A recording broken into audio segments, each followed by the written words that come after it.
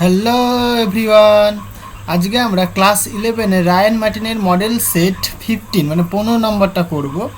ঠিক আছে, অনেকে রিকোয়েস্ট করেছে 15 নম্বরটা করানোর জন্য, তো 15 নম্বরের সেটটা আমি আজকে করব। তোমাদের তো এক্সাম চলে এসেছে, কালকে তোমাদের এক্সাম।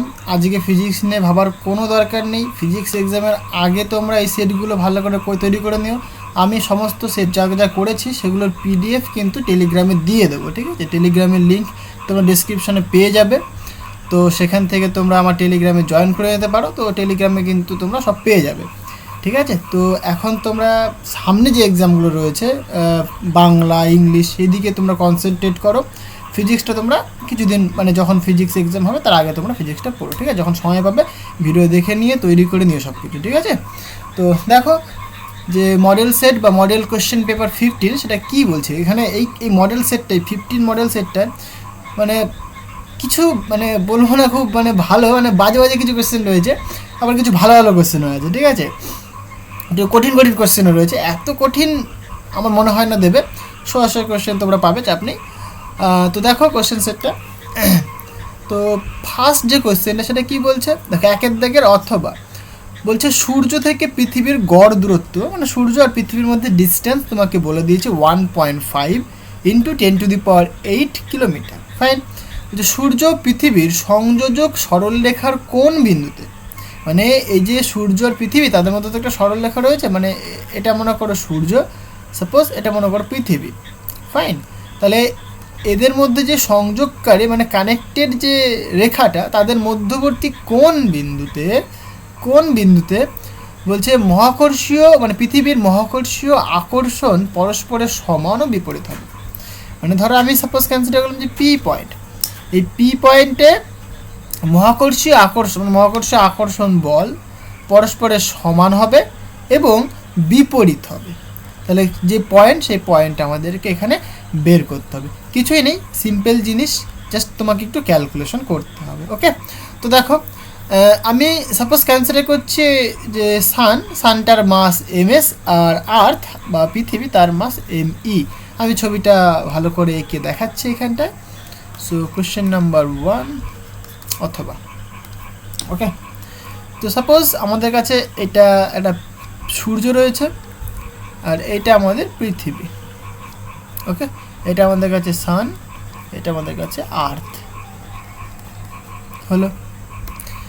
এদের মধ্যবর্তীকারী যে ডিস্ট্যান্সটা মানে সংযোগকারী যে সরল রেখাটা সেটা তোমার এটা, এদের মধ্যবর্তী ডিস্টেন্স মানে যে গড় ডিস্টেন্স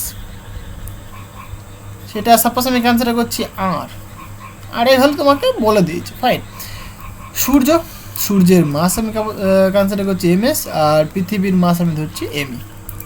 ওকে, এবার আমি ধরলাম যে পৃথিবী থেকে সাপোজ এক্স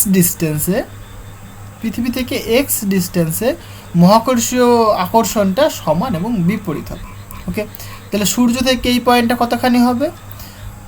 সিম্পল জিনিস, এখান থেকে এইটুকুনি হবে তোমার আর মাইনাস এক্স, তাই না? কারণ এখান থেকে এইটুকুনি পাবা আর, এখান থেকে এইটুকুনি এক্স, তাহলে এইটুকুনি কত হবে? আর মাইনাস এক্স। সিম্পল জিনিস। ওকে, তাহলে এই সূর্যের জন্য এই পয়েন্টে আকর্ষণ বল কত সেটা বের করে নাও। সাপোজ এখানে আমি পয়েন্ট মাস কনসিডার করছি।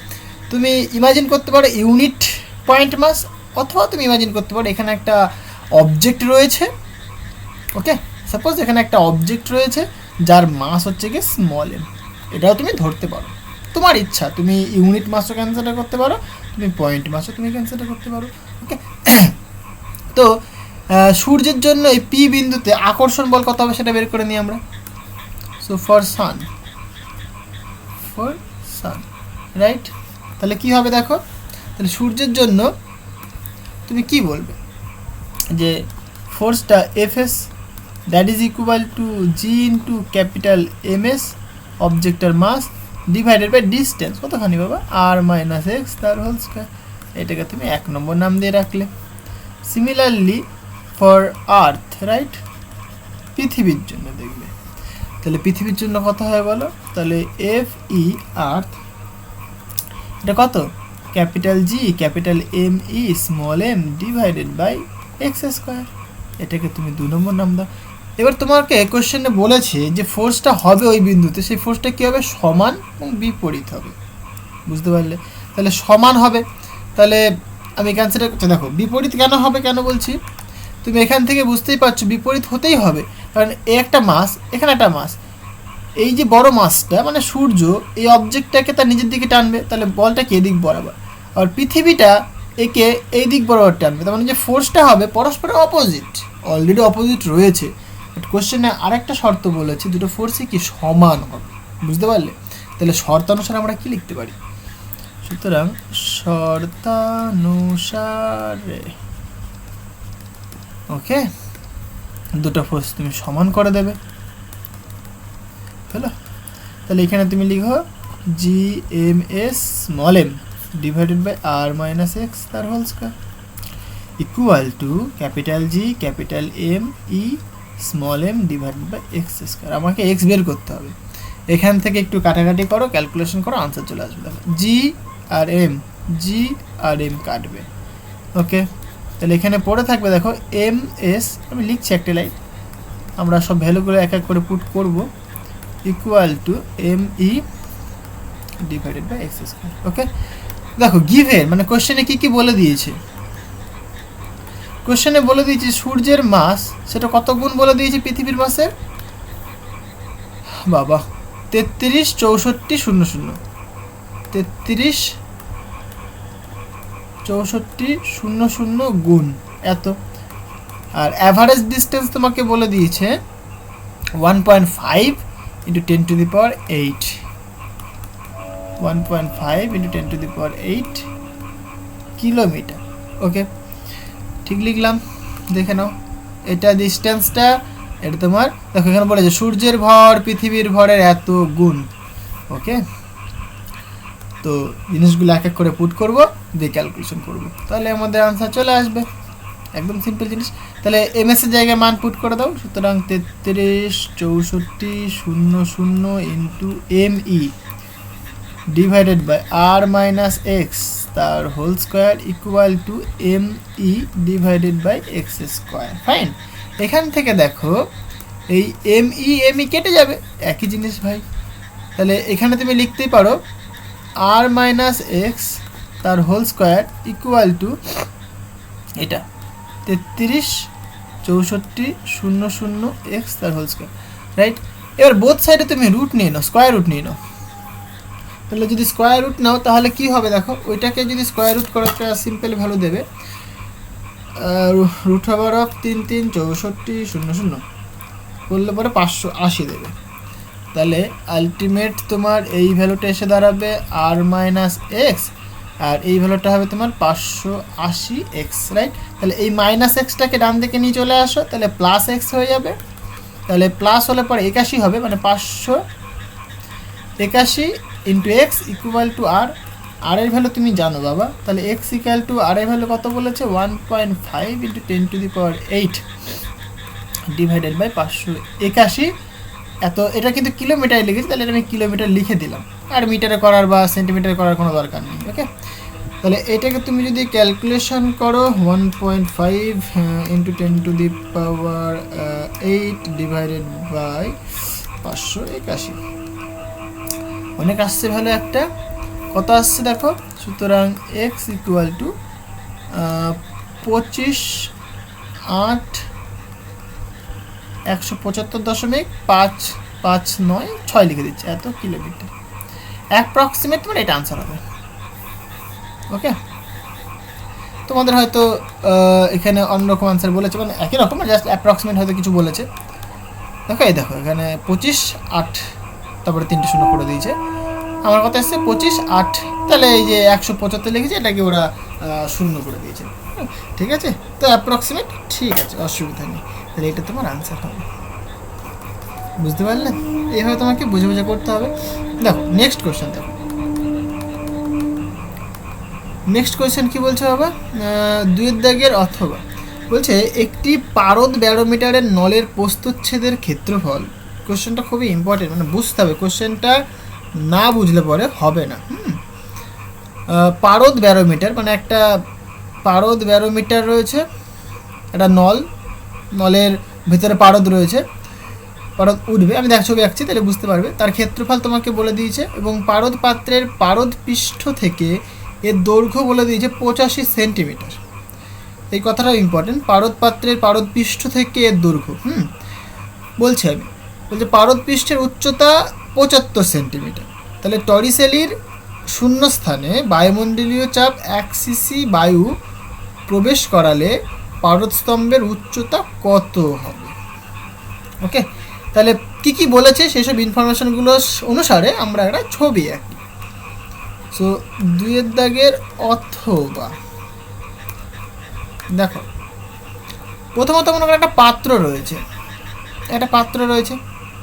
এই পাত্রের মধ্যে পারদ রয়েছে। কি রয়েছে? পারদ, এর মধ্যে পারদ রয়েছে, মার্কারি। ওকে, এগুলো সব মার্কারি। হ্যাঁ, এখানে এইচজি মার্কারি রয়েছে। এবার তুমি কি করলে, একটা তুমি নল নিয়ে আসলে, এরকম একটা নল নিয়ে আসলে। ইন্টারেস্টিং ব্যাপার হচ্ছে কি, নলটাকে কিন্তু তুমি এই পারদের ভেতরে ঢুকিয়ে দাওনি পুরোটা। কী করেছো তুমি? পারদের পৃষ্ঠে রেখে দিয়েছো। দেখো, পারদের পৃষ্ঠে তুমি রেখে দিয়েছো। এই নলটার যে প্রস্থচ্ছেদের ক্ষেত্রফল, ওকে, মানে এর যে এরিয়া সেটা বলে দিয়েছি তোমার 1 সেন্টিমিটার স্কোয়ার। ফাইন, বুঝলাম। সেকেন্ড কি বলেছে দেখো, পারদ পাত্রের পারদ পৃষ্ঠ থেকে, এটা তোমার পারদের পাত্র, এটা তোমার পারদ, তাহলে পারদের পৃষ্ঠ কোনটা? এটা তোমার পারদের পৃষ্ঠ, রাইট? এই পারদের পৃষ্ঠ থেকে দেখো বলেছে কি, এর মানে পারদের পৃষ্ঠ থেকে এর দৈর্ঘ্য, এর মানে এই যে নলটা, তাই না? এই নলটার দৈর্ঘ্য 25 সেন্টিমিটার, কারণ একই সেন্টেন্সের মধ্যে বলছে, তার মানে কি এর বলতে নলটাকে বোঝানো হচ্ছে। ক্লিয়ার হয়েছে? তাহলে নলটির দৈর্ঘ্য বলে দিয়েছে 85 সেন্টিমিটার। তাহলে এইখান থেকে এইটুকুনির দৈর্ঘ্য, মানে এইখান থেকে বাবা এইটুকুনি কত বলেছে? 85 সেন্টিমিটার। ওকে, বুঝলাম। এইবার ইন্টারেস্টিং ব্যাপার এখানে কী করবে একটু বলিনি। যখনই তুমি পারদটাকে এভাবে রাখবে, কি হচ্ছে? অ্যাটমসফেরিক প্রেশার আছে, ওই ব্যাটাতে দিকে চাপ মারছে, এটা কি atmospheric pressure, PA, atmospheric pressure.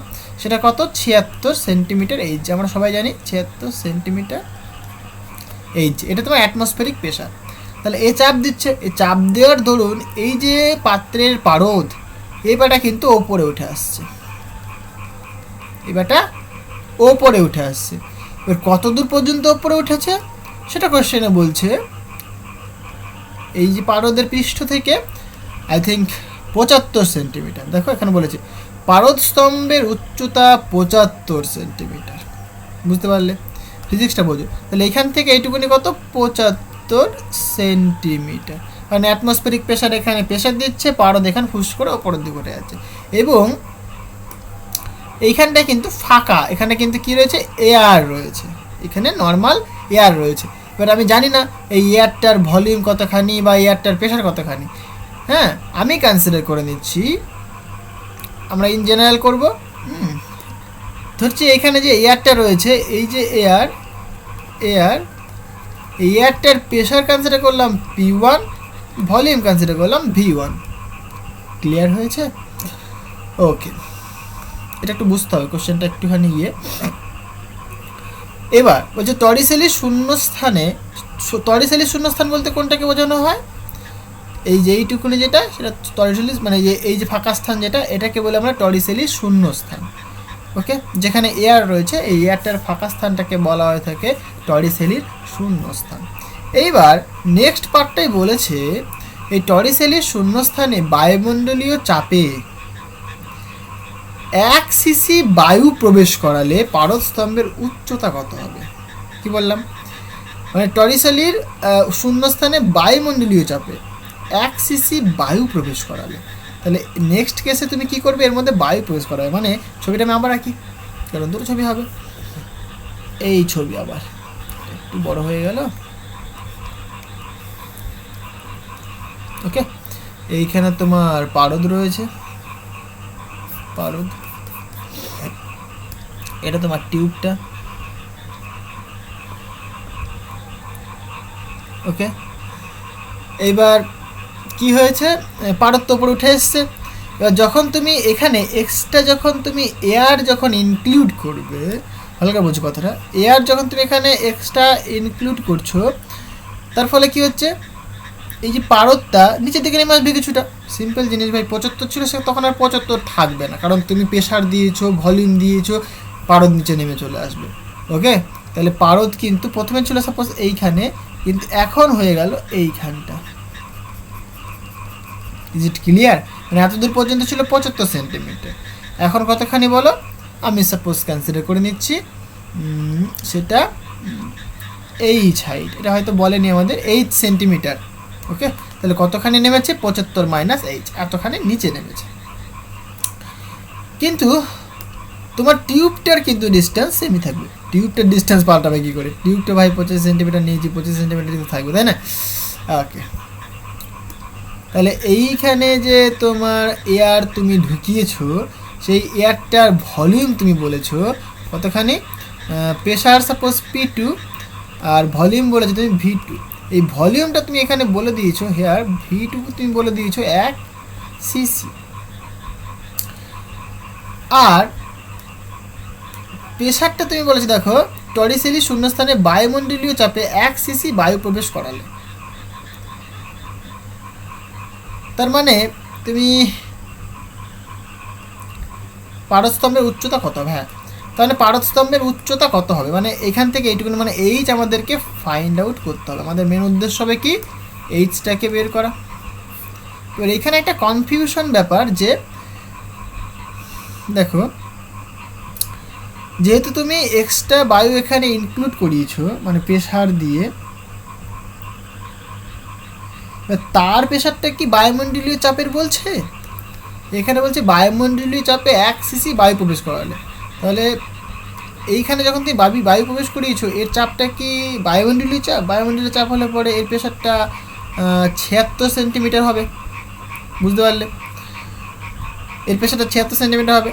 তাহলে পরে এইখানে মানে বায়ুমণ্ডল তো এখানে নিচে চাপ দেবে, বায়ুমণ্ডল তো নিচে এখানে চাপ দেবে, সেটা আমি সাপোজ বলছি PA প্রাইম। তাহলে এটা কতখানি? এটা আমরা বের করতে পারবো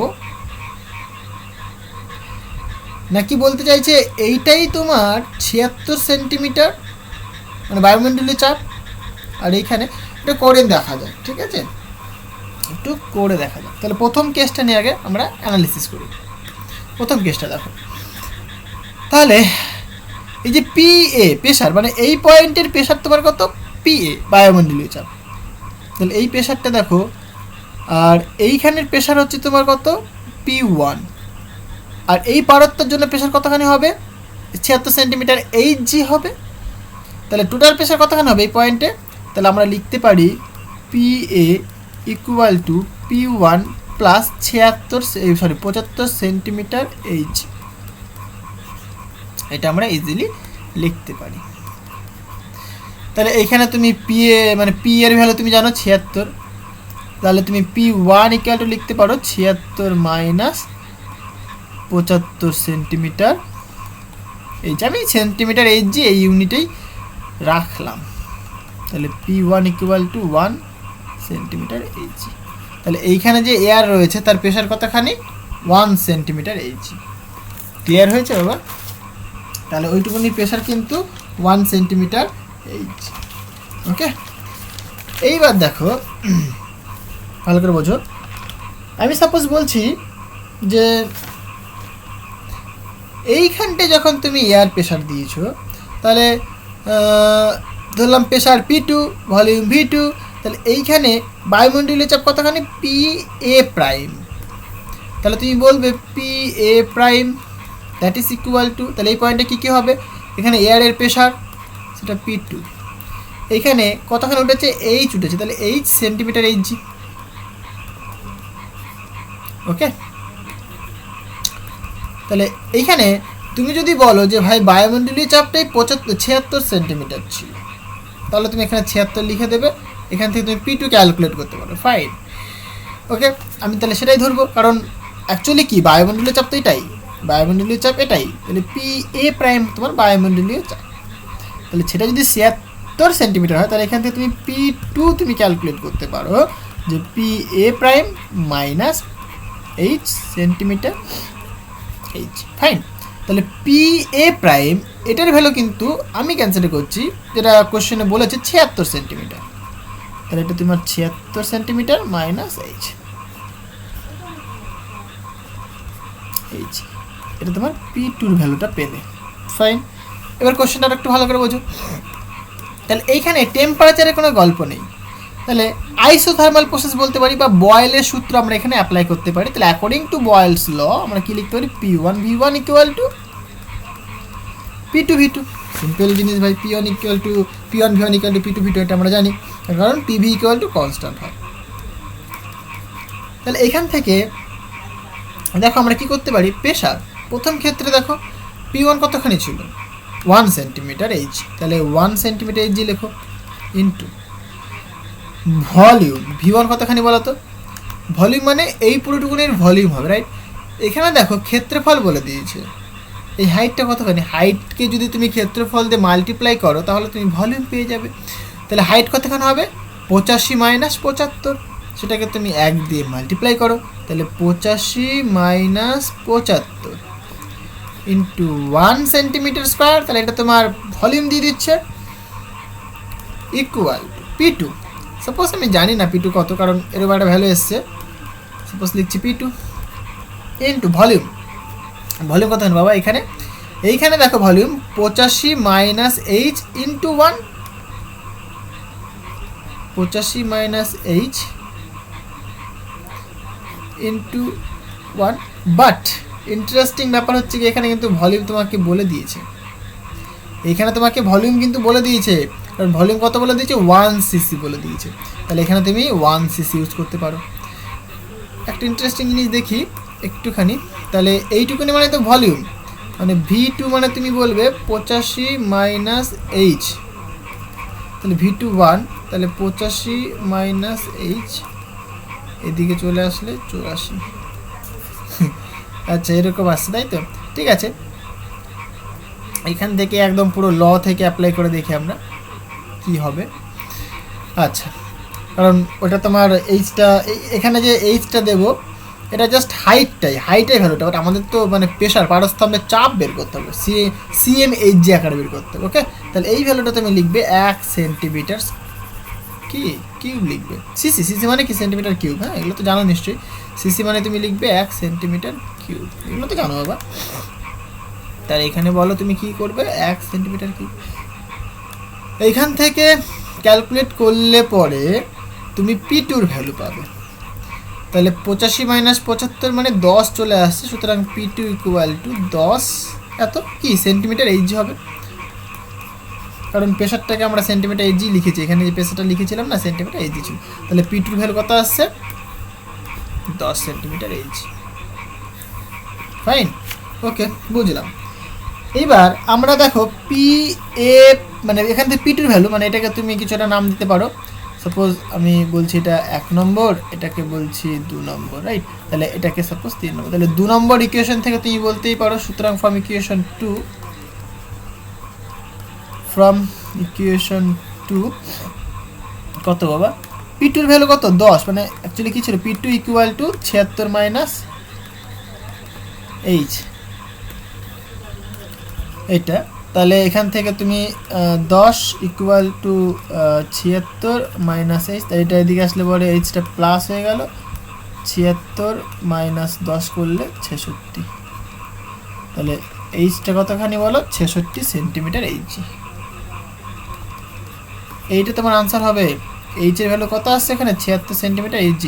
মানে তুমি যদি দেখো এইখানে যখন তুমি লিখছো বাদিকে প্রেশার লিখেছো, তার মানে কি ডান দিকটা কিন্তু পুরো প্রেশারের ইউনিট, এই যে 76 লিখেছো, 76টা কি প্রেশার ইউনিট, 76 সেন্টিমিটার এইচ। এখানে যে এইচটা লিখছো এইচটা কিন্তু 76 সেন্টিমিটার এইচ, মানে mainly this is a pressure, কারণ বাদিক এটা কিন্তু আবার শুধু হাইট ভেবো না, মানে শুধু এটা কিন্তু ইউনিট সেন্টিমিটার হবে না, এটার ইউনিট, কথাটা বোঝাতে পারছি আমি, কারণ বাদিকে তুমি ভাই প্রেশার লিখেছো, ডান দিকে কিন্তু প্রেশারই হবে, তাই না, মানে তুমি প্রেশারের সাথে তুমি হাইট যোগ করতে পারো না, তার জন্য আমরা বলছি কি সেন্টিমিটার এইচজি, এই যে কথাটা লিখি না আমরা যে 76 বা 75 বা 66 সেন্টিমিটার এইচজি, তার মানে কি প্রেশারের ডেফিনেশন আর কি রো জি ইন্টু এইচ, এই কথাটার মধ্যে সব ঢুকে রয়েছে, মানে 76 সেন্টিমিটার হাইটে, এই হাইটে, হ্যাঁ, তার যে প্রেশার হবে সেটাই, বুঝতে পারলে?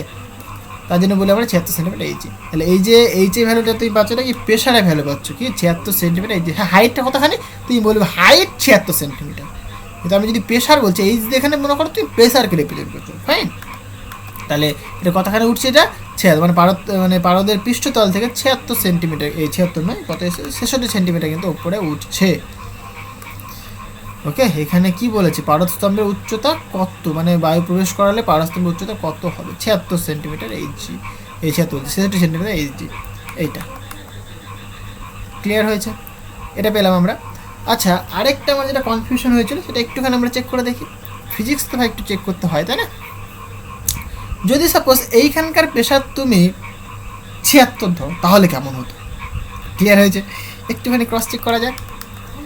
তো সাপোজ জাস্ট এটা রাফ ক্যালকুলেশনের জন্যে, তাহলে P A prime equal two P2 plus H, এইটা আমি জানি না, সাপোজ আমি এটা বের করবো। এই P2-র ভ্যালু আমি সাপোজ বলছি 76, বায়ুমণ্ডলীয় চাপে প্রেশার ঢুকিয়েছে, এয়ার ঢুকিয়েছে, এটা হলো। তাহলে কোথায় কোথায় চেঞ্জ করতে হবে দেখে নিই। তাহলে P1 P2 V2, তাহলে এই P2-র ভ্যালু তো এখানে যেরকম ক্যালকুলেশন করবে, মানে ক্যালকুলেট করেছিলাম আমরা, তাহলে এখান থেকে একই রকমভাবে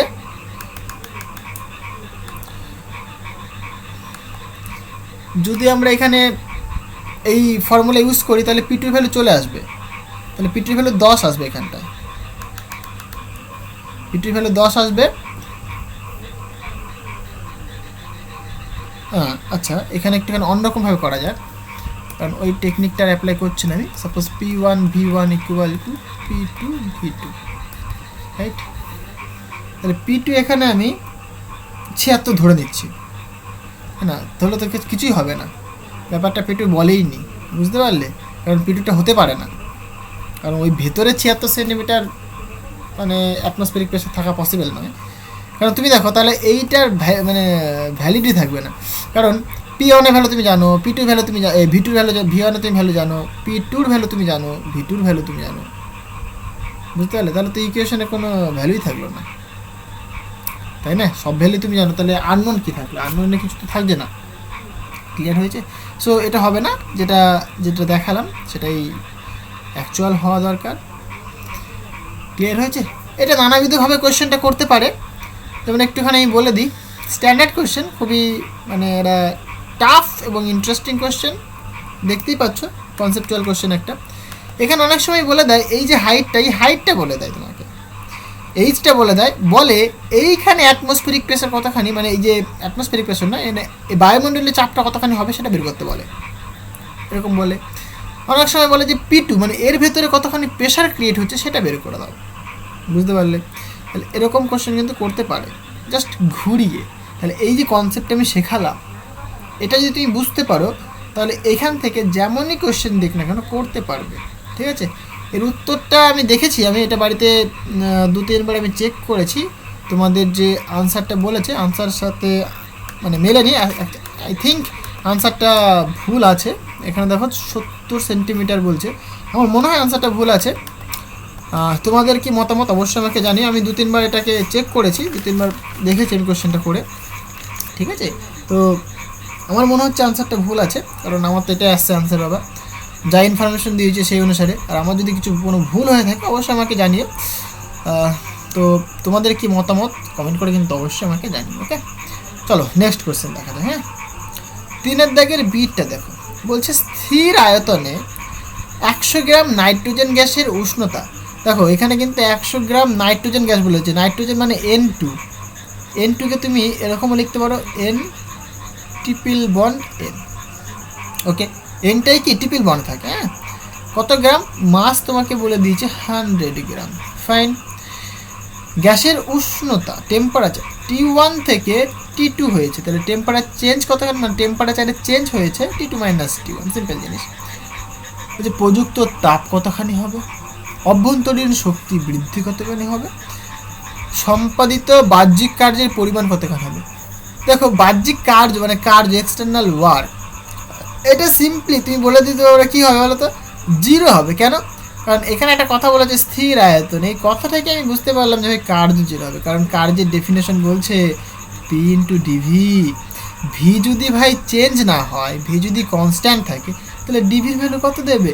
জিরো দেবে। তাহলে এইটুকুনি জিরো মানে কি, ওয়ার্ক ডানটা সিম্পল জিরো হয়ে গেল না? বুঝতে পারলে? তাহলে ওয়ার্ক ডান সিম্পলি জিরো হয়ে গেল। ক্লিয়ার হয়েছে? তাহলে এইটুকুনি করার কোনো গল্পই উঠছে না। তাহলে এইটুকুনি আমাদেরকে একটু চেক করতে হবে, প্রযুক্ত চাপ কতখানি হবে, অভ্যন্তরীণ শক্তি কতখানি হবে। তাহলে এখানে কি ইনফরমেশন দিয়েছে? ঠিক আছে, জাস্ট থিওরিটা একটু বুঝে নিই আমরা। আই থিঙ্ক 3-এর দাগের বি। চলো 3-এর দাগের কোশ্চেন 3-এর বি। ওকে, ধরো তোমাকে বলছি স্থির ভলিউম, মানে ভলিউমটা কি? কনস্ট্যান্ট। ভলিউমটা কি বলো? কনস্ট্যান্ট। ভলিউম কনস্ট্যান্ট মানে কি? ডিভি ইকুয়াল টু তুমি জিরো বলবে। ডিভি জিরো মানে তুমি দেখতেই পেলে যে ডিডাব্লিউ, ডিডাব্লিউ মানে কি জানো তুমি? P into DV, right? তাহলে তুমি বলবে ডিভি যদি জিরো হয়, ডিডাব্লিউ জিরো হবে, এটা তুমি বলতে পারো। এইবার according to first law of thermodynamics, so first law of thermodynamics, dynamics কি বলছে বলো? সেটা বলছে যে DQ equal to DU plus PDV বা ডিডাব্লিউ, সিম্পল কথায় ডিডাব্লিউ মানে পিডিভি। তাহলে এইটুকুনি পার যেহেতু জিরো, তাহলে কি বলবো আমরা? যে হিট মানে টোটাল যে হিট এনার্জি, সেটা কি টোটালি ইন্টারনাল এনার্জিতে কনভার্ট হয়ে যাচ্ছে। বুঝতে পারলে? তাহলে টোটাল যে হিটটা সেটা কি ইন্টারনাল এনার্জিতে কনভার্ট হচ্ছে। তাহলে যে পরিমাণ তুমি হিট ক্যালকুলেট করবে, তুমি তখনই বলে দেবে সেই পরিমাণে কি ইন্টারনাল এনার্জি রয়েছে। এবার তোমাকে কি কি বলে দিয়েছে, তোমাকে ইনফরমেশন কি কি দিয়েছে? দেখো, তোমাকে বলেছে নাইট্রোজেন গ্যাস কত গ্রাম? 100 গ্রাম। কি গ্যাস? Nitrogen gas, right? যেহেতু নাইট্রোজেন গ্যাস, তাহলে তুমি ডিকিউ বা ডিইউ বের করতে চাইছো, স্থির ভলিউম। তাহলে কি করে করবে বাবা? দেখো, এই যে ডিইউ, উই নো, আমরা কি জানি? আমরা কিচ্ছু জানি না, তাই না? নেচারের আমরা হার্ডলি 1% জানি, 99% আমরা জানি না। যাই হোক, সো উই নো যে ডিইউ সিভি ইন্টু ডিটি, এটা তো আমরা সবাই জানি, তাই না? তাহলে সিভিটা কি? Specific hit at constant volume. তাহলে সেটা তোমাকে বের করতে হবে এবার। তাহলে সেটা বের করে দেখাও। তাহলে এটাকে 1 নম্বর নাম দাও, এটাকে তুমি 2 নম্বর নাম দাও। তাহলে তুমি বের করবে এখন সিভি। তাহলে সিভি বের করার ভাই ফর্মুলা রয়েছে, বলো দেখি কি formula? So F by 2 into R, right? এটা তোমার সিভি, তাই তো? এটা আমরা তো জানি, এফ বাই 2 ইন্টু আর, এটা হচ্ছে যে আমাদের সিভির ভ্যালুটা। ওকে, আর এর মান তোমরা জানো, আর হচ্ছে তোমার universal gas constant. Okay, 8.3 something like that. তো এখান থেকে এফ হচ্ছে তোমার ডিগ্রিজ অফ ফ্রিডম। তাহলে এফটাকে ক্যালকুলেট করো। এফ কী করে ক্যালকুলেট করবো? এফ ক্যালকুলেট করার ফর্মুলা বলছে 3n মাইনাস এম। তাহলে সিস্টেমটা কি? নাইট্রোজেন, মানে এরকম একটা নাইট্রোজেনের অ্যাটম রয়েছে, এইখানে একটা নাইট্রোজেন অ্যাটম রয়েছে, বাট এখানে একটা বন্ড নেই, এখানে 3খানা বন্ড রয়েছে। তাহলে কতগুলো পার্টিকেল? নাম্বার অফ পার্টিকেল তুমি বলবে ভাই 2টো। রেস্ট্রিকশন কতখানি? দেখো 1 2 3, 3খানা রেস্ট্রিকশন, রাইট? তাহলে ডিগ্রিজ অফ ফ্রিডম কত হবে? তাহলে 3 ইন্টু 2 মাইনাস 3, এখানে কত হবে? 3 2 6 মাইনাস 3 মানে 3। তাহলে ডিগ্রিজ অফ ফ্রিডম তুমি পাচ্ছ 3 হলো। তাহলে 3/2 ইন্টু আর, এটা তোমার সিভির ভ্যালু। তাহলে নাইট্রোজেন গ্যাসের ক্ষেত্রে যে সিভির ভ্যালু সেটা কত? 3/2 ইন্টু আর হয়ে গেল। এইবার সুতরাং তুমি টোটাল ইন্টারনাল এনার্জি দেখবে ডিইউ। দেখো এখানে কিন্তু 1 মোলের গল্প নয়, এখানে কিন্তু n মোলের গল্প হবে। তাহলে সিভির আগে তুমি কি n দিয়ে মাল্টিপ্লাই করে দেবে। ওকে, তাহলে আবার এন ক্যালকুলেট করতে হবে তোমাকে। ভাই নাইট্রোজেনের মাস বলে দিয়েছে, তাহলে এন কী করে ক্যালকুলেট করে দেন? এন ক্যালকুলেট করার যে ফর্মুলা সেটা কী বলে? মাস বাই মোলার মাস, রাইট? তাহলে নাইট্রোজেনের মোলার মাস কত সেটা বের করতে হবে। মানে প্রত্যেকটার কনসেপ্ট তোমাকে জানতে হবে। Nitrogen gas, right? তাহলে নাইট্রোজেনের ক্ষেত্রে যে মাস নাম্বার মানে অ্যাটমিক মাস, বা তুমি কি বলো এটাকে, অ্যাটমিক মাস বলতে পারো তুমি, মাস নাম্বার না, এটা কথায় 14 হয়, রাইট? অ্যাপ্রক্সিমেট বলি আমরা 14, যে 10 তাহলে 14 গুণ, মানে তাহলে এম এর ভ্যালু হবে 14 গুণ 2, দুটো অ্যাটম রয়েছে সুতরাং দুটো অ্যাটম, তাই আমরা 2 দিয়ে গুণ করে দেবো, তাহলে 28, তাহলে 28 গ্রাম, মানে 1 মোলের ভর হচ্ছে তোমার 28 গ্রাম। নাইট্রোজেনের 1 মোল মানে কত? 6 ইন্টু 023 ইন্টু 10⁻23, এই যে এতগুলো পার্টিকেলের ভর কতখানি? 28 গ্রাম। বুঝতে পারলে? তাহলে এইখানে তোমাকে বলে দিয়েছি সবই, দেখো 100 ভাজিত 28, এত তোমার কি, এত মোল সংখ্যা। তাহলে সবগুলো পুট করে দাও, ডিউর ভ্যালু তুমি পেয়ে যাবে। তাহলে এনের ভ্যালু তুমি লিখবে 100/28, সিভির ভ্যালু তুমি লিখবে 3/2 ইন্টু আর, ডিটির ভ্যালু তুমি লিখবে কত ছিল বাবা? 110 মাইনাস 20। চেঞ্জ টেম্পারেচার যেহেতু চেঞ্জ, সুতরাং চেঞ্জ করার কোনো দরকার নেই, মানে কেলভিন স্কেলে রাখলেও কোনো অসুবিধা, মানে কেলভিন হোক ডিগ্রি সেলসিয়াস হোক কোনো অসুবিধা নেই, কারণ চেঞ্জ কি একই দেবে ভ্যালু। ওকে, তাহলে আর এর ভ্যালু কত হয় সেটা তুমি পুট করে দাও, সব আমরা এসআইতে করে নেব। সুতরাং এক চান্স করে 100 ইন্টু 3 ইন্টু আর 8 পয়েন্ট, সরি কাটে কী করে বাবা, ডিলিট, 8.3 ধরি ইন্টু 110 মাইনাস 20, তাই তো? 110 মাইনাস 20 ভাজিত 28 গুণ 2, ঠিক লিখলাম না সব? 28 গুণ 2 করলে আনসার আসছে ওই 4000-এর মতো, 4001.78, মানে আমি 8 লিখে দিচ্ছি, এত জুল আসবে। এইটা তোমার ইন্টারনাল এনার্জি হবে। এবার একটু আগে দেখলাম আমরা ইন্টারনাল এনার্জি যা হবে, টোটাল এনার্জি মানে টোটাল হিট এনার্জি তাই হবে, অ্যান্ড তুমি বলতেই পারো সুতরাং টোটাল যে hit energy that will be also 4000 এত জুল। বুঝতে পারলে? এই তোমার আনসার, আর কিচ্ছু না, সিম্পল জিনিস ভাই, শুধু একটু ক্যালকুলেশন তোমাকে করতে হবে। ওকে, এখানে যা যা ইনফরমেশান দিয়েছে সেই অনুসারে তোমাকে একটু করতে হবে, এটা টাইম লাগবে আর কি, মানে টাইম টেকিং কোয়েশ্চেন এগুলো আর কি। হ্যাঁ, হয়ে গেল এটা। নেক্সট কোয়েশ্চেন দেখো, আর ওয়ার্কডান তো 0 দেখতেই পাচ্ছ এখানে, ওয়ার্কডান প্রথমেই বলেছি আমি। নেক্সট কোয়েশ্চেন কী বলছে? 27 ডিগ্রি সেলসিয়াস উষ্ণতা বিশিষ্ট কোনো আদর্শ গ্যাসকে হঠাৎ সংনমিত করে তার চাপ প্রাথমিক চাপের তুলনায় 8 গুণ করা হলো। যদি গ্যাসের গামা 1.5 হয় তবে উষ্ণতা কত বৃদ্ধি হবে? দেখো এখানে কি বলেছে, এখানে চাপ আর মানে এখানে দেখো চাপটা চেঞ্জ করেছে, প্রাথমিক চাপ আর একটা অন্তিম চাপ বলেছে, এরকম একটা চাপের চেঞ্জ বলেছে। আর টেম্পারেচারটা দেখো চেঞ্জ এখানে হচ্ছে, কিন্তু 27 ডিগ্রি হয়েছে, কতখানি বৃদ্ধি হয় মানে কিছুটা বাড়বে। তো টেম্পারেচার আর চাপের মধ্যে একটা রিলেশন তোমাকে জানতে হবে, টেম্পারেচার আর প্রেশারের মধ্যে রিলেশন তোমাকে জানতে হবে উইথ গামা। তাহলে কী রিলেশন আছে তোমরা জানো নিশ্চয়ই, অ্যাডিয়াবেটিক প্রসেস পড়েছো? অবশ্যই পড়েছো তোমরা অ্যাডিয়াবেটিক প্রসেস। এই যে দেখো এটা কোশ্চেনটা কিন্তু দেখো রুদ্রতাপের আন্ডারেই কিন্তু দিয়েছে, যে রুদ্রতাপ প্রক্রিয়া কি দিয়ে এই কোশ্চেনের রিলেটেড একটা মানে প্রবলেম দিয়েছে।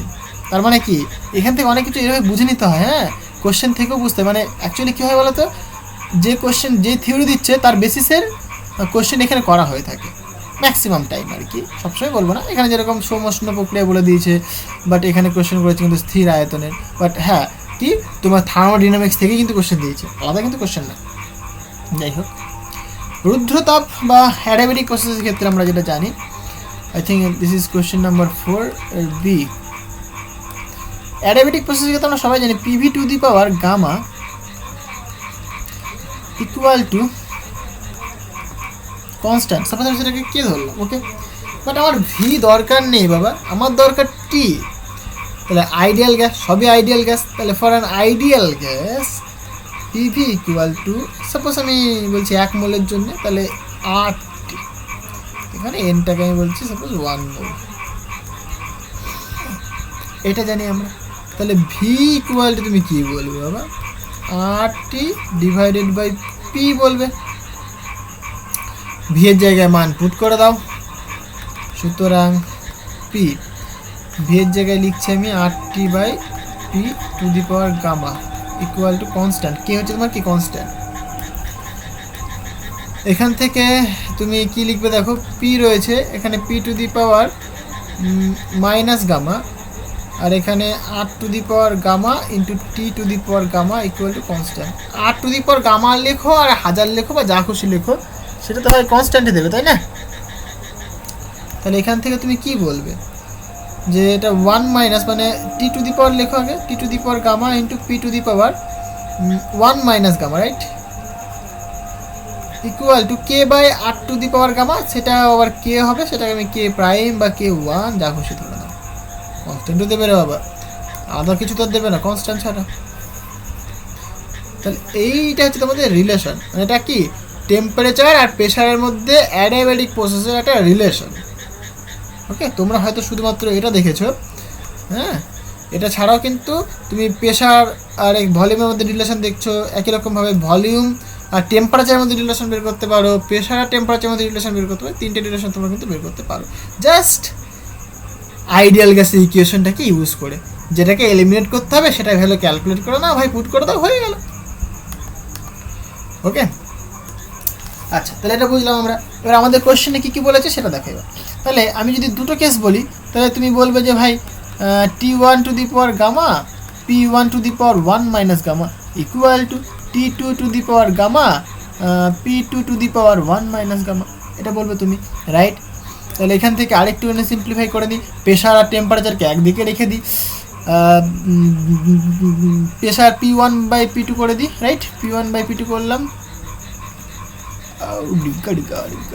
1 মাইনাস গামা, আর এখানে T2 বাই T1 করে দাও to the power gamma, right, ঠিক লিখলাম, জাস্ট এদিক ওদিক করে নিয়েছি। এবার কোশ্চেনে গিভেন क्या दिया है रे बाबू, একবার দেখলো, হ্যাঁ বলছে প্রাথমিক চাপ কি বলছে, সমন্বিত করে তার চাপ প্রাথমিক চাপের তুলনায় 8 গুণ করা হলো। আচ্ছা, প্রাথমিক চাপ সাপোজ যদি P1 হয়, তাহলে অন্তিম চাপ যেটা হবে 8 টাইমস P1 হবে, সরি P1 হবে, মানে 8 গুণ করে দিয়েছে। তাহলে P2 ইকুয়াল টু এটা বলে দিয়েছি, তাহলে আমি এরকম লিখে দিই P2 equal to 8 Times P1। তাহলে এটাকে P2 বাই P1 আকারে লেখো বা P1 বাই P2 আকারে লেখো, যেটা মর্জি সেটা করো। P1 বাই P2 আকারে লিখলাম, তাহলে কি হয় বলো, এটা দিকে তাহলে 1/8 হবে, রাইট। তাহলে এইখানে তুমি করতে পারো 1/8 to the power 1 minus gamma equal to T2 by T1 to the power gamma. এখানে গামার ভ্যালু বলে দিয়েছে, আর টেম্পারেচার মানে ইনিশিয়াল টেম্পারেচার 27 ডিগ্রি সেলসিয়াস, এটা আমি কেলভিনে করে দেবো। সো T1টাকে লিখে নিয়ে এখানে T1 ইকুয়াল টু বলেছে 27 ডিগ্রি সেলসিয়াস, এটাকে যদি আমি কেলভিন স্কেলে কনভার্ট করে দিই, সুতরাং 27 প্লাস 273 মানে 300 হবে, রাইট, এত মানে 300 কেলভিন, এটা লিখবো। আর কি বলেছে বাবা, গামার ভ্যালু বলেছে 1.5, তাহলে এখানে 1 মাইনাস গামার ভ্যালু যদি ক্যালকুলেট করে তাহলে কি হবে 1 মাইনাস 1.5, তাহলে মাইনাস আছে মানে উল্টো দিতে পারো তুমি, অসুবিধা কিছু নেই, মাইনাস 0.5 হবে, রাইট। 1.5 থেকে 1 বাদ দিলে তো ভাই 0.5 থাকে, 0.5 মানে তুমি 5/10 লিখতে পারো, মানে হাফ লিখতে পারো। এটা একটুখানি সিম্পলিফাই করি, সুতরাং মাইনাস হাফ লিখতে পারি। তাহলে আরেকটুখানি সিম্পল হয়ে গেল আমাদের কাছে, তাহলে 1/8 to the power minus half equal to T2 by T1 to the power gamma, মানে 1.5 লিখছি। আচ্ছা, তাহলে এইটাকে তুমি যদি লেখো, মাইনাস রয়েছে, ভালো করে বোঝো, মাইনাস রয়েছে, তাহলে এটা উল্টে যাবে, তাই তো? মানে 8⁻⁻½ 8⁻⁻½ হলে কী হবে, 1/8⁻½ লিখতে পারতাম আমরা। এবার নিচে 8⁻⁻½ থাকলো, সেটা কি উপরে চলে আসবে, মানে এটা তুমি লিখতে পারো 8⁻½ বুঝতে পারলাম।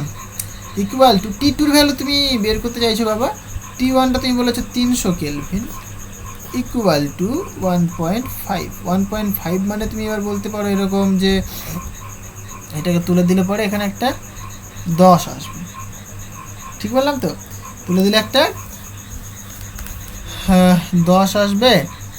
তাহলে এটা কাটাকাটি করলে পরে 3, এটা কাটাকাটি করলে পরে 3 5 15 3 2, মানে 3/2 হবে, 3/2 হবে, রাইট? 3/2 হবে। এবার একটা কাজ করো, যেহেতু দুদিকেই মানে রুট রয়েছে, দেখো মানে 1/2, এখানে 1/2 রয়েছে, এখানে যেহেতু 1/2, এখানে 1/2 রয়েছে, তাহলে তুমি হোল স্কোয়ার করে দিলে পরে, বোথ সাইডে হোল স্কোয়ার করে দিলে এখানে 8 হবে, আর এখানে T2/300, বুঝতে পারছো তো? এমনি কিছুই নাই, জাস্ট সিম্পল মানে ক্যালকুলেশন। এখানে তুমি হোল স্কোয়ার করে দিচ্ছ, হোল স্কোয়ার করে দিলে কী হবে, 1/2 × 2 হবে, এখানে 3/2 × 2 হবে, তাহলে 2 2 কেটে যাবে, তাহলে এখানে 8 থাকছে, এখন 3 থাকছে, ফাইন। এইবার 3 রয়েছে যেহেতু, তাহলে 1/3 দিয়ে আবার পাওয়ার করে দাও, তাহলে 8⁻⁻⁴, আর এখানে T2/300। এখানে কত হবে দেখো, তাহলে 8কে তুমি কি লিখতে পারো, 2 × 2 × 2, রাইট? 4 4 8, মানে এটা লিখতে পারো তুমি, তাহলে 2⁻3, আবার ভাই উপরে 1/3 রয়েছে, তাহলে T2/300, তাহলে এটা তোমার সিম্পল 2 আসছে, আর এটা তোমার T2/300 আসছে। এখান থেকে তুমি বলবে T2 = 600 কেলভিন, রাইট? 600 কেলভিন হওয়া মানে কি, কতখানি চেঞ্জ হয়েছে? প্রথমে ছিল কত, T1 300 কেলভিন, এখন হয়েছে কত, T2 600 কেলভিন। কতখানি বৃদ্ধি পেয়েছে বাবা, ডেল্টা টি। তুমি বলবে মানে T2 - T1 বলবে, চেঞ্জ মানে সেটাই তুমি বুঝতে পারবে কতখানি চেঞ্জ হয়েছে, সেটা বৃদ্ধি হয়েছে না হ্রাস হয়েছে, তুমি চেঞ্জ দেখলেই বুঝতে পারবে। তাহলে 600 - 300 করে দাও, তাহলে দেখো 300 কেলভিন। ওকে, কেলভিন তোমার কি টেম্পারেচারে চেঞ্জ হয়েছে, মানে এত কেলভিন তোমার বৃদ্ধি পেয়েছে। আশা করি জিনিসটা বোঝাতে পারলাম। তাহলে 300 কেলভিন তোমার কিন্তু টেম্পারেচার বৃদ্ধি পেয়েছে, 3-এর দাগের অথবা বি, 3-এর দাগের অথবা বি। কেলভিন বলো বা ডিগ্রি সেলসিয়াস বলো একই কথা। কেন? কারণ তুমি চেঞ্জ দেখছো। চেঞ্জ কি, চেঞ্জের টেম্পারেচার সবসময় কি মানে মানে চেঞ্জের যখন তুমি দেখবে, ইউনিট দেখবে, ডিগ্রিতে হোক বা সেলসিয়াসে হোক একই হবে। ওকে, এখানে আবার কিন্তু এরকম করতে যেও না যে আমি ভাই কেলভিন পেলাম, সেটা হচ্ছে গিয়ে ডিগ্রিতে নিয়ে আবার 27 ডিগ্রি সেলসিয়াস, তা কিন্তু নয়।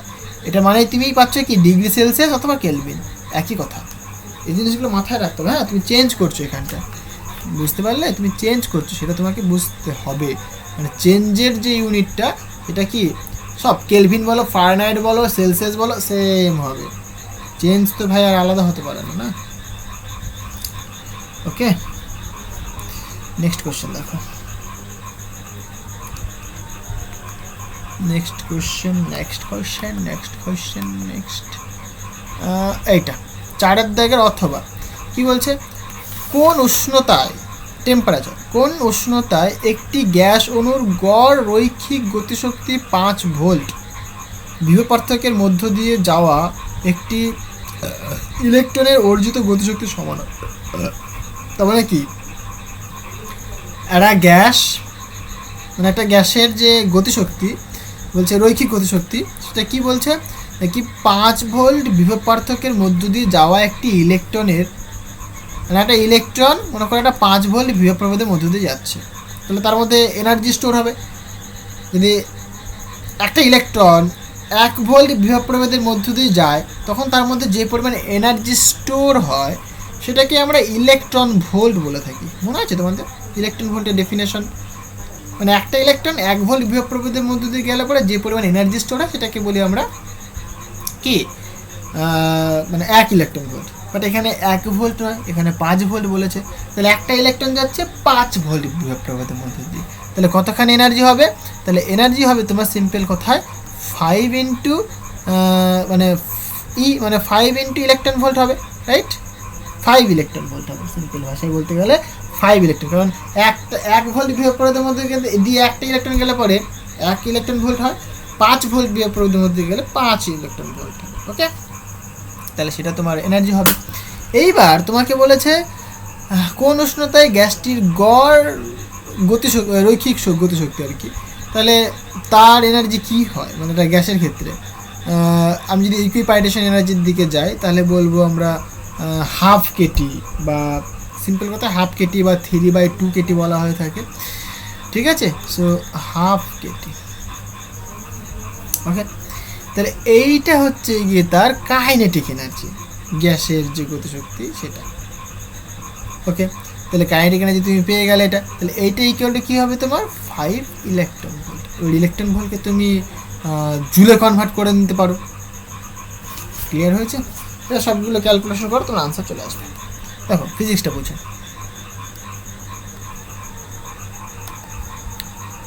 কোশ্চেন 4।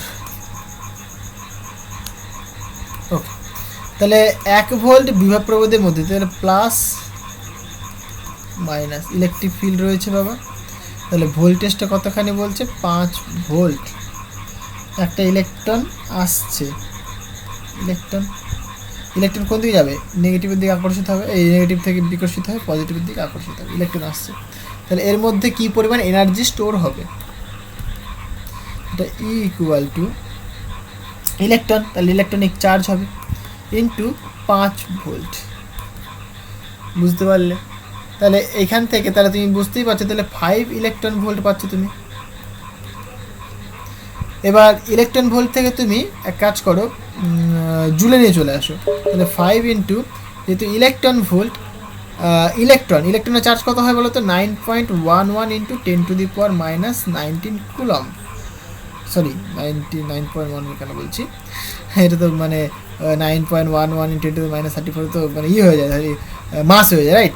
তোমার হচ্ছে কী বলে এটাকে, চার্জ দরকার। চার্জটা কতখানি? 1.6 ইন্টু 10⁻19 কুলম ইন্টু ভোল্ট, মানে আবার জুল হয়ে যায়, তাই না?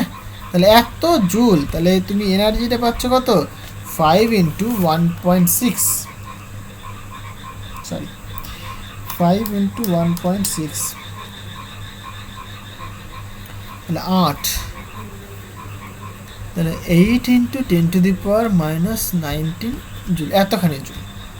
এবার কোশ্চেনে কি বলেছে দেখো, ইসের যে কাইনেটিক এনার্জি সেটা আমি বলছি সাপোজ হাফ কেটি, এটা সমান হবে। যদি সমান হয় তাহলে টেম্পারেচারটা কত হবে, রাইট? তাহলে আমাকে টেম্পারেচার বের করতে হবে। তাহলে এটা ইকুয়াল টু ই বলবো, এটা শর্তানুসার হয়ে গেল। তাহলে এখান থেকে তুমি টি ইকুয়াল টু বলবে 2E ডিভাইডেড বাই কত বড় এখানে কে। অনেক সময় কিন্তু আমরা এখানে 3/2 কেটি ইউজ করতে থাকি, তাহলে তুমি 3/2 কেটি নিয়ে নাও, কারণ ডিগ্রিজ অফ ফ্রিডম একটা ফ্রি পার্টিকেলের ক্ষেত্রে 3 হয়ে থাকে, সো 3 কেটি ইউজ করছে, রাইট? আচ্ছা, ঠিক লিখলাম। ওকে, এবার তুমি ভ্যালুগুলো সব পুট করে দাও বাবা, তুমি সবই জানো। তাহলে 2 ইন্টু 8 ইন্টু 10⁻⁻19, রাইট?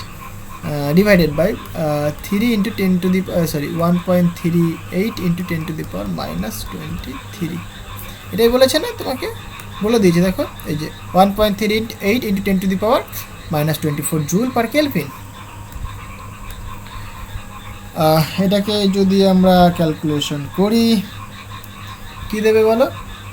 8 দুগুণে 16 into 10⁻⁻19 divided by 3 into 1.38 into 10⁻⁻23, ঠিক লিখলাম? Yeah fine. তাহলে এইটা করলে অনেক বেশি টেম্পারেচার আসছে, 3864 7 পয়েন্ট সামথিং অ্যাপ্রক্সিমেট, এটা এত কেলভিন। তাহলে এত কেলভিন টেম্পারেচার তোমাকে দিতে হবে, প্রচুর হিউজ টেম্পারেচার তো বাবা, হিউজ টেম্পারেচার দিতে হবে। এদের কোশ্চেন কেমন আছে, অ্যান্সার কেমন দিয়েছে 4 দাগের অথবা,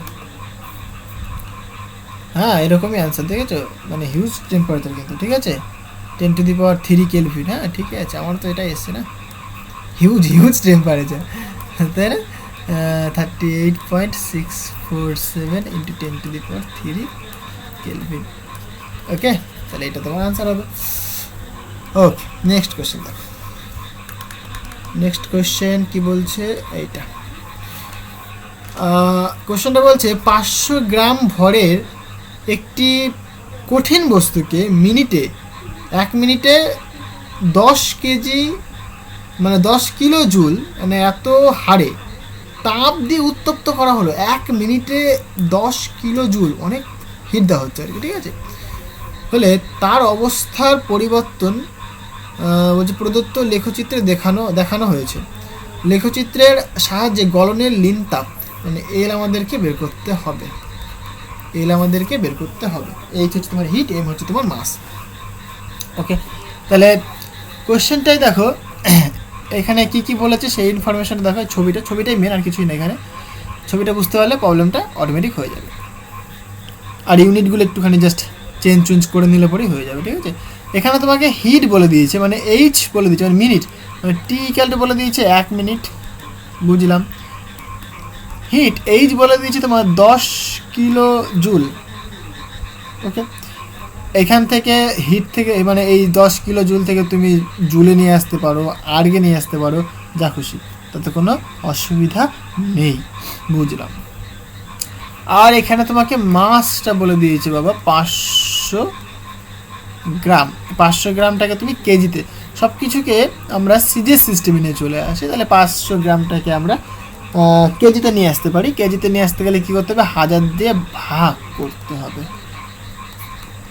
ভাগ 1000, রাইট, এত কেজি, তাহলে এটা করতে গেলে পরে 0.5 হবে, ঠিক আছে, অসুবিধা কিছু নেই। আচ্ছা, বলছে লেখচিত্রের সাহায্যে গলনের লিন তাপ বের করো, তাহলে টাইম দিয়েছে এদিকে এক্স অ্যাক্সিস বরাবর, আর ওয়াই অ্যাক্সিস বরাবর তোমাকে বলেছে টেম্পারেচার। দেখো এই যে গলনের লিন তাপ, এই কথাটা ইম্পর্টেন্ট, কেন ইম্পর্টেন্ট কথাটা, গলনের লিন তাপ, যখন এই লিন তাপের কথা বলে তখন কি হয় বলো তো, টেম্পারেচারে আর কিন্তু কোনো ইনক্রিমেন্ট হয় না, মানে ইনক্রিজ হয় না, টেম্পারেচারে না হবে ইনক্রিজ, না হবে ডিক্রিজ, তাই না। লিন তাপ মানে কি, লুক্কায়িতটা, মানে তুমি হিট দেবে, সেই হিটটা কি তার ভেতরে ঢুকে সেই সিস্টেমটা স্টেটটা চেঞ্জ করবে, হতে পারে সে গ্যাসিয়াস স্টেটে রয়েছে, মানে মনে করছে লিকুইড স্টেটে রয়েছে, লিকুইড থেকে সে কি গ্যাসিয়াস করতে পারে, যেরকম জল থেকে ভেপার হচ্ছে, স্টিম হচ্ছে, তাহলে কি স্টেট চেঞ্জ হচ্ছে। বাট ওইখানে কিন্তু ওই যে স্টিমের টেম্পারেচার 100 ডিগ্রি সেলসিয়াসই থাকে, 100 ডিগ্রি জলের টেম্পারেচারে যা হয় 100 ডিগ্রি স্টিমের টেম্পারেচার, মানে তুমি যখন স্টিম পাচ্ছ তার টেম্পারেচার কিন্তু বেড়ে যাচ্ছে না, বাট কি হচ্ছে সেখানে স্টেট চেঞ্জ হচ্ছে। সে ছিল প্রথমে কি বলে লিকুইড স্টেটে, সেটা কিন্তু সে গলে মানে বাষ্পিত হয়ে গেল, একই রকমভাবে গলনের ক্ষেত্রে মানে একই রকম গল্প। এবার একটা বরফ তুমি হিমা মানে কি বলে ফ্রিজ করছো, তুমি ফ্রিজ করছো মানে কি টেম্পারেচার ডিক্রিজ করছো, 0 ডিগ্রি সেলসিয়াসের জল আর 0 ডিগ্রি সেলসিয়াসের বরফ, ওই টেম্পারেচার কিন্তু সেম, বাট ও কিন্তু আর ফ্রিজ হচ্ছে। এবার বরফটাকে তুমি আরও গলাতে চাইছো, সাপোজ বরফটা গলে 0 ডিগ্রি জল হচ্ছে, কিন্তু জলের টেম্পারেচার কিন্তু 0 ডিগ্রি থাকছে, টেম্পারেচার কিন্তু বাড়ছে না, তার মানে কি টেম্পারেচার চেঞ্জ হবে না। এই গ্রাফটাতে দেখো দেখি কোথায় টেম্পারেচার চেঞ্জ নেই, এইখানে কিন্তু টেম্পারেচারে কোনো চেঞ্জ নেই, তাই না। তাহলে যেহেতু এখানে কোনো টেম্পারেচারের চেঞ্জ নেই, তাহলে এইখানে কিন্তু লিন তাপের ব্যাপারটা চলে আসছে। তাহলে লিন তাপ মানে তোমরা কি বলবে যে বাবা এইচ ইকুয়াল লিন তাপ মানে এল ইকুয়াল টু হিট বাই মাস, পার মাসে কি পরিমাণ হিট দিতে হচ্ছে সেটাই লিন তাপ, রাইট। তাহলে তোমাকে এখানে এইচটা বলে দিয়েছে 10 কিলো জুল, আর মাস তোমাকে বলে দিয়েছে 500 গ্রাম, রাইট। এইখানে দেখো যে টাইমটা কোন টাইমটুকুনি 1 থেকে 3, তাহলে টাইমের চেঞ্জ কতখানি হয়েছে, এখানে টাইমের চেঞ্জ কতখানি হয়েছে, কারণ T1 হচ্ছে তোমার 1, T2 তোমার 3, তাহলে টাইমের চেঞ্জ কতখানি? সিম্পল ভাষা 3 - 1 মানে 2 হবে, তাহলে 2 মিনিট। বাট এখানে বলেছে দেখো কথাগুলো সব বুঝতে হবে, 1 মিনিটে 10 কিলো জুল হারে তাপ মানে তাপ উত্তপ্ত করতে পারে, মিনিটে 10 কিলো জুল হারে তাপ দিতে পারে। তাহলে এইখানে দেখো 2 মিনিট সময় লাগছে, মানে পুরোপুরি গলতে 2 মিনিট সময় লাগছে, স্টেট চেঞ্জ হতে, বুঝতে পারলে? পুরোপুরি মানে আমরা বরফটা পুরো গলছে, বরফটা গলতে সময় লাগছে কত? 2 মিনিট। তাহলে 1 মিনিটে কতখানি করে হিট লাগছে? 10 কিলো জুল করে, তাহলে 2 মিনিটে কতখানি লাগবে? তাহলে ইন্টু 2 দিয়ে দেবো এখানে, তাই না? কারণ লিন তাপের ক্ষেত্রে তুমি দেখতেই পাচ্ছ 2 মিনিট ধরে লাগছে, তাহলে 2 দিয়ে তোমাকে মাল্টিপ্লাই করতে হবে, হয়ে গেল, আর কিছুই নেই, এটাই অ্যান্সার তোমার। এবার করো, আনসার চলে আসবে, বাধ্য আসতে। তাহলে এটা তোমার 20 আসছে, আর এখানে 500 গ্রাম, এটাকে তুমি হাজারে কনভার্ট করেছো, মানে উপরে তুমি আচ্ছা এটাকে কিলো জুল রাখছো তুমি, রাইট? তাহলে উপরে তুমি 1000 দিয়ে মাল্টিপ্লাই করে দাও। তাহলে একটু কাটাকাটি করি, 0 0 0 0 ক্যান্সেল হলো, 5 দিয়ে কাটলে পরে 2 হলো, 4 মানে 10, 40, এক চান্স অ্যান্সার করতে গেলে 40 কিলো জুল। লিন ট্যাপটা কত নয় বলো? 40 জুল হবে, ঠিক আছে? 40 জুল, এখান থেকে আমি আনসারটা করে দিলাম, কিছুই নেই বাবা। ওকে, নেক্সট কোশ্চেন দেখ, অথবাটা বলছে এক্স অক্ষ বরাবর একটি চলতরঙ্গের সমীকরণ y = সামথিং দিস। বলছে তরঙ্গটির তরঙ্গ দৈর্ঘ্য বলে দিয়েছে, পর্যায়কালও বলে দিয়েছে। তাহলে ল্যামডা তোমাকে বলে দিয়েছে 0.08 মিটার, ফাইন। টাইম পিরিয়ড তোমাকে বলে দিয়েছে 2 সেকেন্ড, রাইট? ওকে, তাহলে আলফা ও বিটা এদের মধ্যে রিলেশন, মানে এদের মান কত হবে? তাহলে আলফা বিটা মানে এইখানে, তাহলে একটা রিলেশন, সেই রিলেশন তোমাকে জানতে হবে, জেনারেল রিলেশন তোমাকে জানতে হবে। জেনারেল রিলেশন কী হয় বাবা? এখানে দেখাই, কোশ্চেন বোধহয় কত ছিল, 5-এর দাগের অথবা, 5-এর দাগের অথবা, ঠিক আছে? আর তোমরা পড়াশোনা করো, ভালো করে পড়াশোনা করো, আমি তোমাদের জন্য সাজেশন দিয়ে দেবো কেমন কী কোশ্চেন আসবে, কোন কোথা থেকে কী প্রবলেম আসবে না আসবে, সেটা কিন্তু ভিডিও তোমাদের এক্সামের আগে দিয়ে দেবো। হ্যাঁ, দেখো তাহলে চলতরঙ্গ যে সমীকরণ হয় সেটা কী হয়? a × sin kx - omega t, বা ওমেগা টি - kxও লেখা হয়ে থাকে, সেটা ডিরেকশনটা মানে বোঝানোর জন্য কোন দিক থেকে কোন দিকে ওয়েভটা আসছে, রাইট? এখানে তাহলে kx × ওমেগা মানে প্লাস ওমেগা টি লিখেছে, ফাইন, আমি সেটাই লিখে দিই।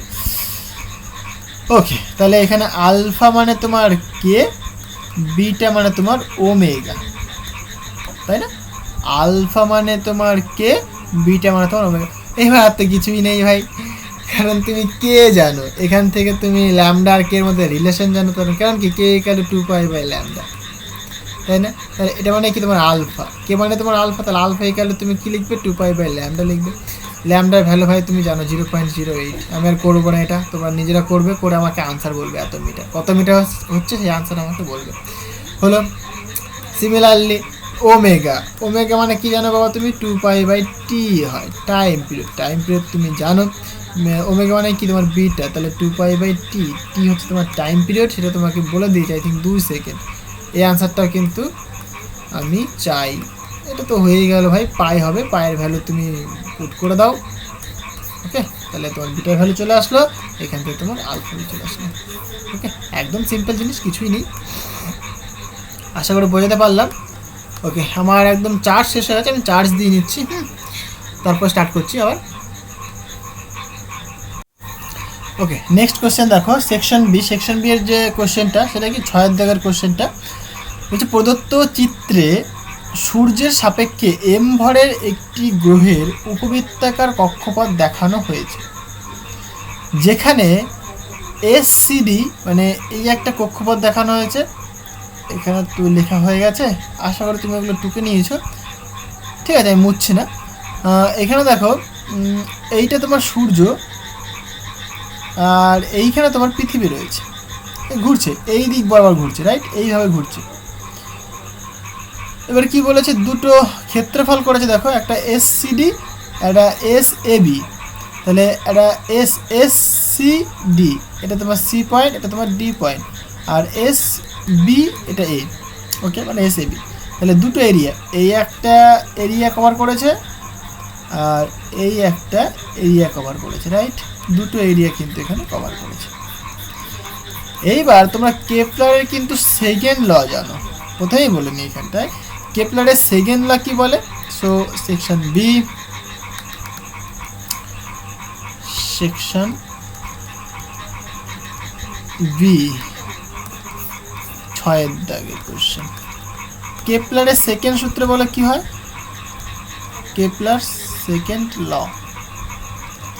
সেকেন্ড ল বলছে যে মানে ইকুয়াল টাইমে তুমি ইকুয়াল এরিয়া তুমি সুইপ করতে পারবে, মানে D A DT equal to constant, সেই কনস্ট্যান্টের ভ্যালুটা হয় L/2m, or we can say constant, right? মানে কনস্ট্যান্ট বলতে পারো তুমি, এটা সিম্পল ভাষায় কনস্ট্যান্টই বলা হয়ে থাকে এটাকে। এল হচ্ছে তোমার অ্যাঙ্গুলার মোমেন্টাম, এম হচ্ছে তোমার মাস, মানে যে অবজেক্টটা মুভ করছে পৃথিবী, এখানে পৃথিবী একটা কনস্ট্যান্ট অ্যাঙ্গুলার মোমেন্টাম রয়েছে এবং তার একটা কনস্ট্যান্ট মাস রয়েছে, সুতরাং কনস্ট্যান্ট হবে। তাহলে ইকুয়াল টাইমে ইকুয়াল এরিয়া সুইপ করে। ওকে, তাহলে যেহেতু ডান দিকটা যেহেতু কনস্ট্যান্ট, তাহলে তুমি কি বলবে, তুমি যদি দুটো কেস যদি নাও, তুমি এটাকে একদম সিম্পল করে দিই আমি, সাপোজ A/T করি ইকুয়াল টু কনস্ট্যান্ট কে বা কিছু ধরো তুমি, এবার দুটো কেস করছো, তাহলে দুটোর জন্য কি করবে, A1/T1 ইকুয়াল টু A2/T2 হবে, বুঝতে পারলে? এবার তোমাকে বইতে কি বলেছে, বইতে বলেছে দেখো যেখানে SCD অংশের ক্ষেত্রফল, SCD মানে কি, এইটুকুনির ক্ষেত্রফল SAB ক্ষেত্রফলের অংশের দ্বিগুণ। তাহলে দুটো ক্ষেত্রফল বলেছে, এইটাকে সাপোজ A1 ধরো, এটাকে A2 ধরো, এর টাইমটা সাপোজ T1 ধরো, এর টাইমটা ধরো সাপোজ T2। ওকে, দুজনে কিন্তু সমান সময় ধরেনি আমি।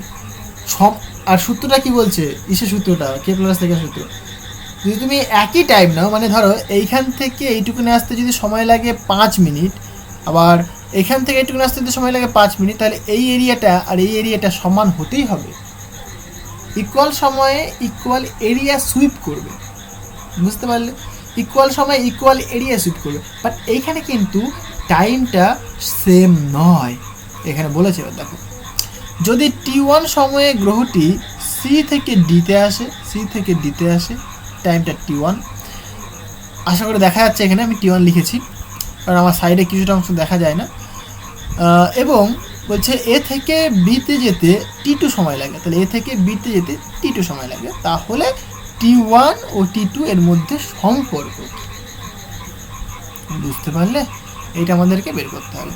তাহলে কিছুই না, এখানে এরিয়াটা তোমাকে বলে দিয়েছে, তাহলে কি বলেছে বললাম, A1টা A2 থেকে দ্বিগুণ, তাহলে এখানে A1 is 2 times of A2, তাই না? A1টা A2 থেকে দ্বিগুণ, ঠিক লিখেছি। এখানে তুমি পুট করে দিলে তোমার আনসার চলে আসবে। কারণ এখানে দেখো T1 T2 করে নাও, তাহলে এদিকে T2 নাও, এদিকে T1 নাও, তাহলে এখানে A2/A1 আসবে, বা এটাকে তুমি উল্টে দাও, T1/T2 করে দাও, তাহলে এটা জাস্ট A1/A2 হবে। এবার তুমি এখানে চাইলে মানটা পুট করে দিতে পারো, তাহলে A1 এর ভ্যালু তুমি লিখছো কত, 2 × A2 ডিভাইডেড বাই A2, তাহলে এটা তোমার কেটে কি 2 হবে, তাহলে সুতরাং T1/T2 ইকুয়াল টু 2, বা T1 equal to 2 Times into T2, এইটা তোমার আনসার হবে। বুঝতে পারলে? কিছুই না, একদম সিম্পল জিনিস ভাই। তাহলে T1 আর T2 এর মধ্যে সম্পর্ক ওটা হবে। ওকে, নেক্সট কোয়েশ্চেনগুলো দেখো। 6 দাগের অথবার বি, ফিজিক্সটা বোঝো। এই যে মানে রায়মার্টিনে কিন্তু অনেক কিন্তু উত্তর ভুল দেওয়া থাকে, সুতরাং মানে ওই উত্তরের দিকে কিন্তু তোমরা যাবে না, আমি আগে থেকে বলে রাখি আমি, উত্তর অনেক ভুল দেওয়া থাকে, উত্তরের দিকে কখনোই যাবে না। এখানে উত্তর দেখো, এই রিলেশনটা বলেছে, হ্যাঁ আমরা এই রিলেশনটা বের করেছি, এখানে জাস্ট এটা মানটা পুট করে দিই, তুমি এখানে মানটা ভাই পুট করে দেবে, তাহলে কিন্তু একই অ্যান্সার চলে আসবে এখানে, কারণ আমাদের এটাই এসছে, জাস্ট এখানে A1 এর ভ্যালুটা তুমি এখানে মানে পুট করে দিয়েছো। ওকে, তাহলে তুমি রিলেশনটা পেয়ে গেছো। ওকে, এই কোশ্চেন দেখো, এটা আমি করবো না, এটা তোমাদের জন্য ছেড়ে দিচ্ছি আমি, একদম সিম্পল জিনিস। নিরক্ষীয় অঞ্চলে কোনো ব্যক্তি নিজের ওজন 3/5 অংশ অনুভব করে, তার মানে কি, সাপোজ ইন জেনারেল তার ওজন ছিল mg, বাট নিরক্ষীয় অঞ্চলে তার ওজন ধরলাম আমি, সে ফিল করছে ডাব্লু প্রাইম মানে mg প্রাইম ইকুয়াল টু কত, তার যে অ্যাকচুয়াল ওজন, তার অ্যাকচুয়াল ওজনের কত অংশ, 3/5 অংশ মানে 3 mg/5, এতখানি সে ফিল করছে। ওকে, তাহলে কৌণিক বেগ কত হবে, ফর্মুলা আমি লিখে দিচ্ছি, বাড়িতে করে নাও কোশ্চেনটা 6 দাগের অথবা বি, কারণ এরকম কোশ্চেন অনেক করানো হয়েছে। হ্যাঁ, 6 দাগের অথবা বি, ক্লিয়ার। সো আমরা কি জানি যে G prime equal to G into 1 minus omega square cos square theta by R, sorry R নয়, আর ওমেগা স্কোয়ার বাই, এটা ভুল লিখলাম একটুখানি, এটা এরকম হবে R omega square cos square theta divided by G, এইটা তোমার সূত্র, তাই তো, এটাই আসে সূত্র। তাহলে ক্লিয়ার হয়েছে এটা, তাহলে এটা তুমি জানো, এটা আসো তো নাকি, এটা একটু দেখে নিই, জাস্ট এরকম পৃথিবী ছিল আমাদের, এইটা নিরক্ষীয় রেখা, এটা আমাদের ইকুয়েটর নিরক্ষীয় রেখা, এইটা আমাদের পোল বা মেরু, এর চারিদিকে ঘুরছে, সাপোজ এখানে একটা অবজেক্ট রয়েছে, ওকে, অ্যাঙ্গেলটা থিটা করে আছে অ্যাঙ্গেল, এখানে একটা অবজেক্ট রয়েছে, যেটা যদি ঘোরে তাহলে এদিক বরাবর একটা ফোর্স কাজ করে, কারণ এইটুকুনি এইভাবে ঘুরছে পার্টিকেলটা, এইটুকুনি যদি আর ডিস্টেন্স হয়, আর রেডিয়াস তো ভাই ক্যাপিটাল আর হবে, তাহলে এম ওমেগা স্কোয়ার ইন্টু আর হবে, তাহলে এই দিকে একটা কম্পোনেন্ট পাবো, এটা যদি থিটা হয় তাহলে M omega square R cos theta component পাবো, বাট আর এর ভ্যালুটা কত, আর এর ভ্যালু হবে আর এর এইটার একটা কম্পোনেন্ট, তাহলে আর দেবে তোমার আর কস থিটা, সুতরাং আর এর মান যদি পুট করি আমরা, আর নিচের দিকে দেখো ওজন কাজ করবে মানে mg, তাহলে নেট যে ফোর্স হবে সেটা কত হবে mg minus M omega square R, আর মানে লিখবো আমরা আর কস থিটা, আর দুটো কস মানে কস স্কোয়ার থিটা, এইটা, তাহলে এটা মানে কত mg প্রাইম, এটা মানে তোমার mg minus M omega square বলো R into cos square theta, তাহলে এখান থেকে এম কমন নাও, এমটাকে ক্যান্সেল করে দাও, জি কমন নিয়ে নাও দিক থেকে, তাহলে এখানে mg কমন নিয়েছিলাম, তাহলে 1 minus omega square R cos square theta divided by G, ঠিকই লিখেছি। এইবার কোশ্চেনটা দেখো ইকুয়েটার বলে দিয়েছে, তাহলে ইকুয়েটার মানে কত, মানে ইকুয়েটার মানে এই নিরক্ষীয় অঞ্চল, নিরক্ষীয় অঞ্চল দেখো থিটা হলো 0, at Ecuador theta equal to 0, তাহলে থিটা 0 মানে কত কস 0 ডিগ্রি, কস 0 মানে ভাই 1 হবে, তাহলে জি প্রাইমের ভ্যালু কত হবে 1 minus R omega square divided by G হবে। ওকে, তাহলে এই যে জি এর ভ্যালুটা, এটাকে তুমি ওজন করতে চাইছো, তাহলে মাস দিয়ে মাল্টিপ্লাই করে দাও, এটাকে মাস দিয়ে মাল্টিপ্লাই করে দাও। ওকে, আমি ঢুকিয়ে দিচ্ছি মাইনাস, তাহলে এম ওমেগা স্কোয়ার ইন্টু আর হবে। Is it clear? তাহলে এখানে তুমি মাস দিয়ে মাল্টিপ্লাই করে দিয়েছো, বা মাস দিয়ে মাল্টিপ্লাই না করলেও অসুবিধা কিছু নেই। কেন বলছি, কারণ ওজন দেখো 3/5 বা 4 যাই বলুক না কারণ যে অংশ হয়েছে সেটা কী হয়েছে, সেটা কিন্তু তার ভরের কোনো চেঞ্জ হয় না। চেঞ্জ কার হয়? চেঞ্জ হয় শুধুমাত্র কি গ্র্যাভিটেশনাল যে মানে ইয়েটা অ্যাক্সেলারেশন যে গ্র্যাভিটি জি অভিকর্ষের তরণ তার চেঞ্জ হয়। তাহলে এখান থেকে মাসটাকে তুমি ক্যান্সেল করে দিতে পারো, অসুবিধা কিছু নাই। ওকে, তাহলে এখানে তুমি এই জি প্রাইমের হলে তুমি লিখবে কত বলেছে দেখি তো, 3/5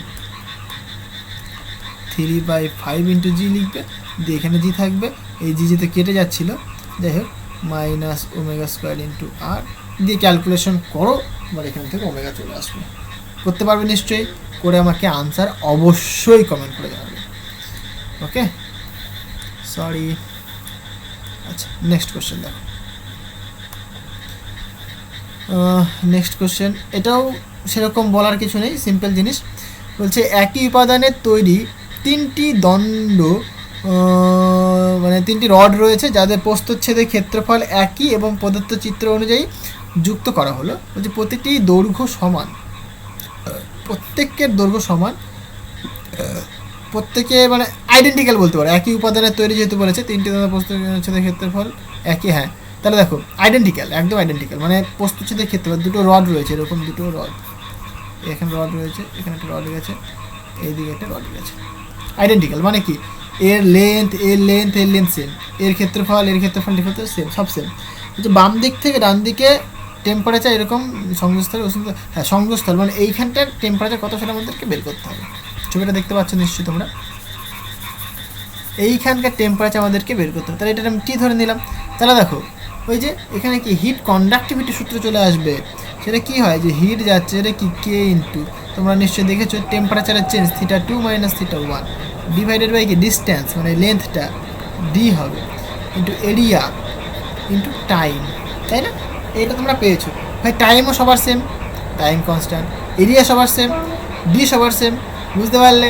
তাহলে এখান থেকে তোমরা ক্যালকুলেশন করতে পারবে। কারণ প্রথমে কি এটা 0 থেকে এইখানে আসবে, দিয়ে এইখান থেকে দেখো এইখানে একবার যাবে, এখান থেকে এখানে একবার যাবে, মানে কি টি থেকে 90তে যাবে একবার, টি থেকে আবার 90তে যাবে। তার মানে কি এইটা ইকুয়াল টু 0 থেকে যে টিতে আসবে যেটা, সেটা ধরো 1 ধরলে তুমি, সেটা ইকুয়াল টু তুমি কী লিখবে, দুটো যোগফল লিখবে, দিয়ে ক্যালকুলেশন করবে, আনসার চলে আসবে।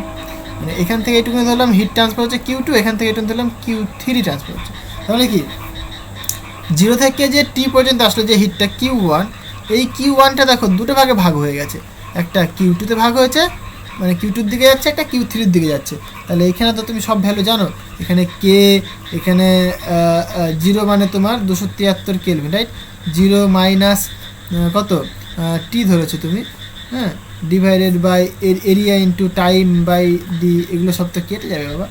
এখানে কে ইন্টু এখানে টেম্পারেচার কত দেখো, টি থেকে 90 গেছো, আচ্ছা তুমি এখানে 0 লিখতে পারো, বা তুমি 273ই রাখো, এখানে তুমি 90 প্লাস 273 করে নেবে, ঠিক আছে, সেটা হবে। তাহলে into area into time by D, ওগুলো তো সব কনস্ট্যান্ট থাকবে, মানে এটা এইটুকু নিবে, এটা কনস্ট্যান্ট হবে, কেটে যাবে।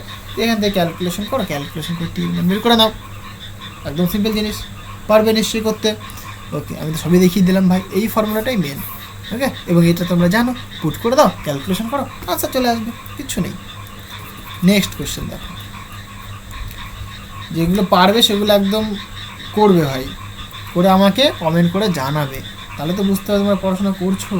আমি কনসেপ্টটা তোমাদের বুঝিয়ে দিচ্ছি, তারপরে যদি তোমরা না বুঝতে পারো তখন আমাকে বলো যে দাদা না তাও হচ্ছে না, তাহলে আমাকে একটু বলে দাও, তখন আমি বলে দেবো, ঠিক আছে? আচ্ছা, 9 দিকের অথবা দেখো হচ্ছে একটি গ্যাসীয় মিশ্রণে বলছে 16 গ্রাম হিলিয়াম, 16 গ্রাম অক্সিজেন আছে, মিশ্রণটিতে সিপি রেশিও, তার মানে কি গামা বের করতে বলেছে বাবা, সিপি বাই সিপি মানে কি গামা।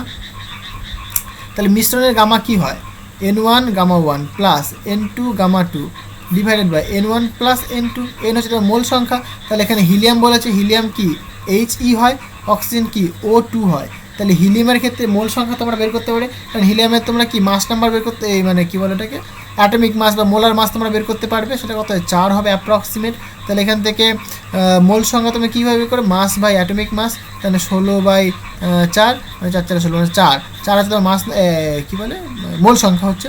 অক্সিজেনের ক্ষেত্রে O2, তাহলে মোল সংখ্যা মানে মোলার মাস তোমার হবে ফর অক্সিজেন 16 16 32, তাহলে 32 গ্রাম, মানে 1 মোলে 32 গ্রাম অক্সিজেন গ্যাস রয়েছে। তাহলে যেহেতু 16 বলেছে, তাহলে মোলার মাস এটাকে তুমি 2 দাও, এটাকে তুমি 1 দিয়ে দাও, রাইট, এগুলোকে 1 দিয়ে দাও। তাহলে M2 বাই ক্যাপিটাল M2, তাহলে এখানে ভাই কত 16 বাই বলো 32, তাহলে 1/2 লিখে দিলে। এইবার এই হিলিয়ামের ক্ষেত্রে তুমি গামা বের করতে পারবে, কারণ ডিগ্রিজ অফ ফ্রিডম তুমি বের করতে পারবে, যেহেতু সিঙ্গেল গ্যাস। তাহলে ডিগ্রিজ অফ ফ্রিডম মানে কি, F ইকুয়াল টু তুমি লিখবে যে 3n মাইনাস m, রেস্ট্রিকশন নেই, একটাই গ্যাস পার্টিকেল, তাহলে 3 হবে, ঠিক আছে, ডিগ্রিজ অফ ফ্রিডম 3 হবে। তাহলে সেখান থেকে তুমি গামা কী করে বের করবে, গামা বের করার ফর্মুলা তোমরা জানো, গামা ইকুয়াল টু কি 1 + 2/f, এই পুট করে দাও, 2/f মানে 3, তাহলে 3 আসছে, 3 + 2 মানে 5/2, সরি 5/3, এটা তোমার গামা 1 হয়ে গেল, হিলিয়ামের জন্য হয়ে গেল। সিমিলারলি তুমি কার জন্য করবে বলো, অক্সিজেনের জন্য করবে, রাইট। তাহলে অক্সিজেন মানে O2, তাহলে দুটো এরকম দুটো বন্ডিং থাকে, দুটো পার্টিকেল রয়েছে, তাহলে এখানে ডিগ্রিজ অফ ফ্রিডম কত হবে দেখো, 3 × 2 দুটো পার্টিকেল মাইনাস দুটো বন্ডিং রয়েছে, 2 দিয়ে ভাগ 2 মাইনাস করে দাও, তাহলে 6 6 মাইনাস 2 করলে কত হবে, 4 হয়, তাহলে 4 হচ্ছে তোমার ডিগ্রিজ অফ ফ্রিডম। তাহলে গামা 2 কত হয় বলো, 1 + 2/4, তাহলে এখান থেকে তুমি বলবে 4 + 5 মানে 6, তাই না, 4 + 2 মানে 6, 6/2, তার মানে 3/2, এটা তুমি পাচ্ছ, এই পুট করে দাও এখানটায়, আনসার চলে আসবে। সব বলে দিলাম, কিছুই নেই। এইটুকুনো তো তোমরা নিজেই করতে পারবে। মানে মেন উদ্দেশ্য তোমার গামা ওয়ান বের করতে হবে, এন ওয়ান বের করতে হবে। তোমাকে এখানে সব ইনফরমেশন বলে দিয়েছে, তুমি সব সূত্র জানো। ক্লিয়ার হয়েছে? ওকে, নেক্সট কোয়েশ্চেন দেখো। নেক্সট কোয়েশ্চেন, এটা একটু ইরেজ করে দিচ্ছি, আমি এখানে লিখে ফেলেছি। আশা করি করতে পারবে এগুলো। অসুবিধা হলে অবশ্যই কমেন্ট করে বলবে আমাকে। করো, নিজেরা চেষ্টা করো একটুখানি, দেখবে সবই পারবে। কারণ চেষ্টা করতে হবে বাবা, চেষ্টা না করলে কিন্তু হবে না। ফিজিক্স খাতা কলমে ধরে ধরে লিখতে হয়, ভুল হবে, ভুল থেকে আমরা শিখবো। হ্যাঁ, আমরা কেউ সঠিক কখনোই হতে পারি না, ভুল হব, ভুল থেকেই তো শিখবো না। সো ভুল হতে ভয় পেও না।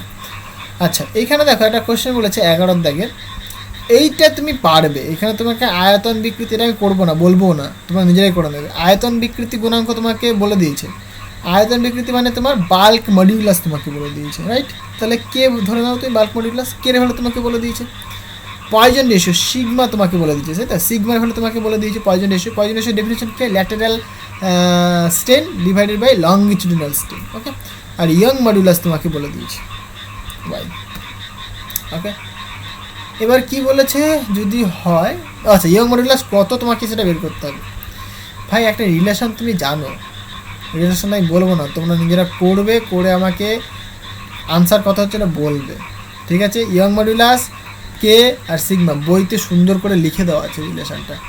বই খোলো, স্থিতিস্থাপকতার মানে এই চ্যাপ্টারটার বই খোলো, দেখবে সেখানে 3টে রিলেশন দেওয়া আছে, এদের মধ্যে রিলেশন কেমন হয় সেটা দেওয়া আছে। সেই রিলেশনটা দেখো, পুট করে দাও, আনসার চলে আসবে। ওকে, জাস্ট এটা ফর্মুলা বেসড কোয়েশ্চেন, আর করছি না। এই কোয়েশ্চেনটাও একই রকম। দেখো বলছে কোনো তরলে নিম্নজিত কৌশিক নলে তরলের আরোহণ বলছে 2 সেন্টিমিটার। বলছে যদি নলটি উল্লম্বের সঙ্গে 60 ডিগ্রি কোণে আনত থাকে, তাহলে ওই নলে কৌশিক আরোহণের মান কত হবে? বুঝতে পারলে? তাহলে নর্মালি আমরা কি সূত্র জানি, যে জুড়িনের সূত্র বলে H/R = কনস্ট্যান্ট। এই সূত্রটা মেনলি আসে H = 2t cos θ ডিভাইডেড বাই ρ × g/r।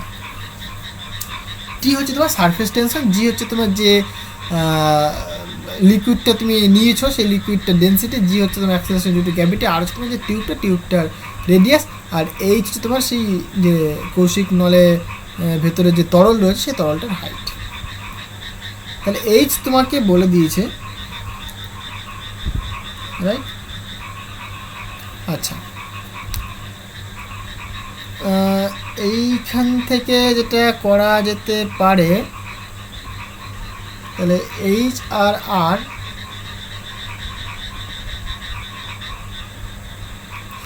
একটা জিনিস এখান থেকে এটা হবে, যেহেতু নলটাকে তুমি 60 ডিগ্রি অ্যাঙ্গেলে বাঁকিয়ে দিয়েছো,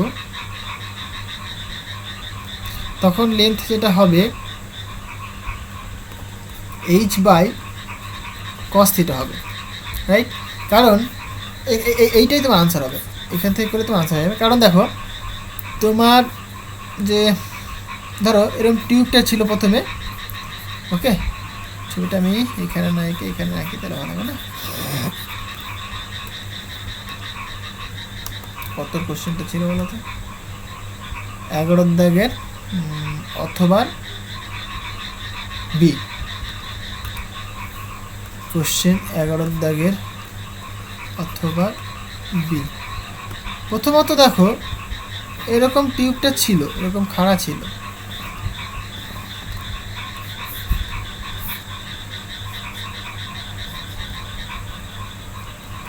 ওকে, এরকম খাড়া ছিল।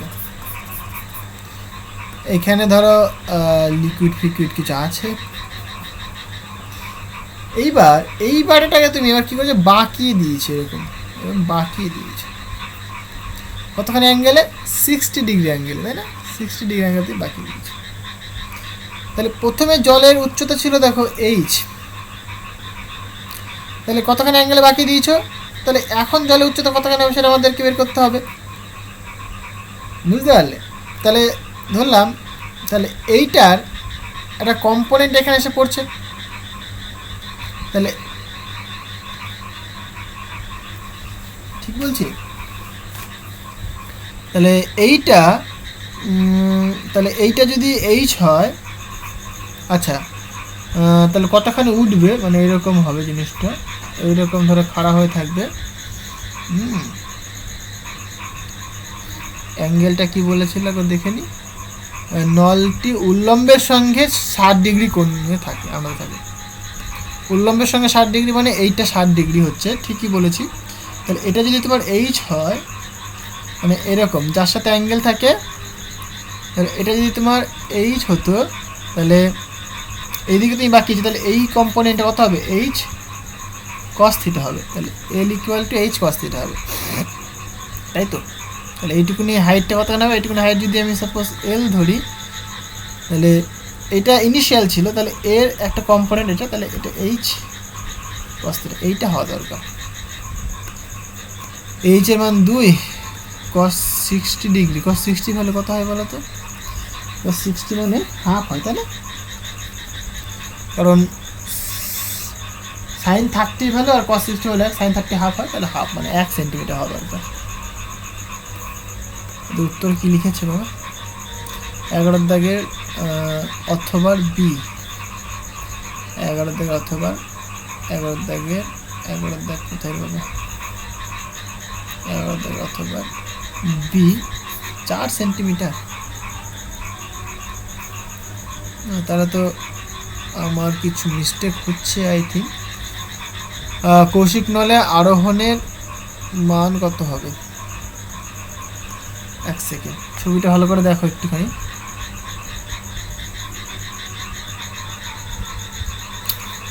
এইটার কম্পোনেন্ট এখানে আসছে না, প্রথমে ছিল এইচ হাইট, তাহলে তাকে বাকি দিলাম, তাকে যদি বাকি দেওয়া হয় তখন হাইটটা তোমার কতখানি হবে, হাইট এইটা, হাইট মানে তো আমি এটাই ক্যালকুলেট করব। আচ্ছা এইটা তোমার এইচ ছিল, তাহলে এইটা তোমার হবে, বুঝতে পেরেছি, এইটা নয় তোমার এটা হওয়া দরকার। দেখো একটুখানি মিস্টেক হয়েছে আমার, এইটা এরকম হবে হওয়া দরকার, কারণ যখন তুমি বাকি তখন এটা হয়েছে, তাহলে এর সাথে একটা অ্যাঙ্গেল করেছো। হাইট বলতে কি তুমি এই পুরো হাইটটা দেখবে, তুমি এটা এই ট্যারসা যে হাইটটা সেটা তুমি দেখবে, এটা হাইট নয়, মানে এখান থেকে এই পুরোটা এইটা তোমার হাইট, তাহলে কতখানি হাইট উঠছে সেটা তুমি দেখবে। তাহলে ছিল তোমার এইচ, বুঝতে পারলে, ইনিশিয়ালি তোমার হাইট ছিল এইচ, তুমি যখন ট্যারসা করে দিয়েছো তখন তাহলে কতখানি এই হাইটটা হয়েছে সেটা তুমি দেখতে চাইছো, ওকে। তাহলে সেইটা তোমার হবে, দেখো তাহলে এইচ ইকুয়াল টু, সাপোজ সেই হাইটটা আমি বলছি এল, তাহলে L equal to L into cos theta, মানে কস কম্পোনেন্ট পাবে, কারণ আমি ধরে নিচ্ছি যে এই লেন্থটা ছিল এল, এই লেন্থটা ছিল এল, বুঝতে পারলে, তাহলে তার একটা কম্পোনেন্ট পাবে তুমি এদিক বরাবর,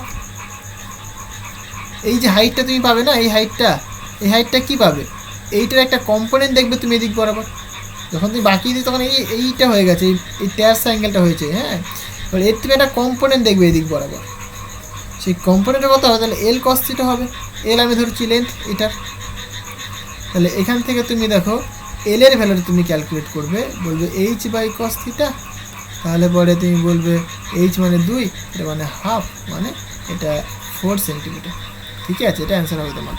জাস্ট একটুখানি মিসকনসেপ্ট তৈরি হচ্ছিলো এখানটায়, হ্যাঁ।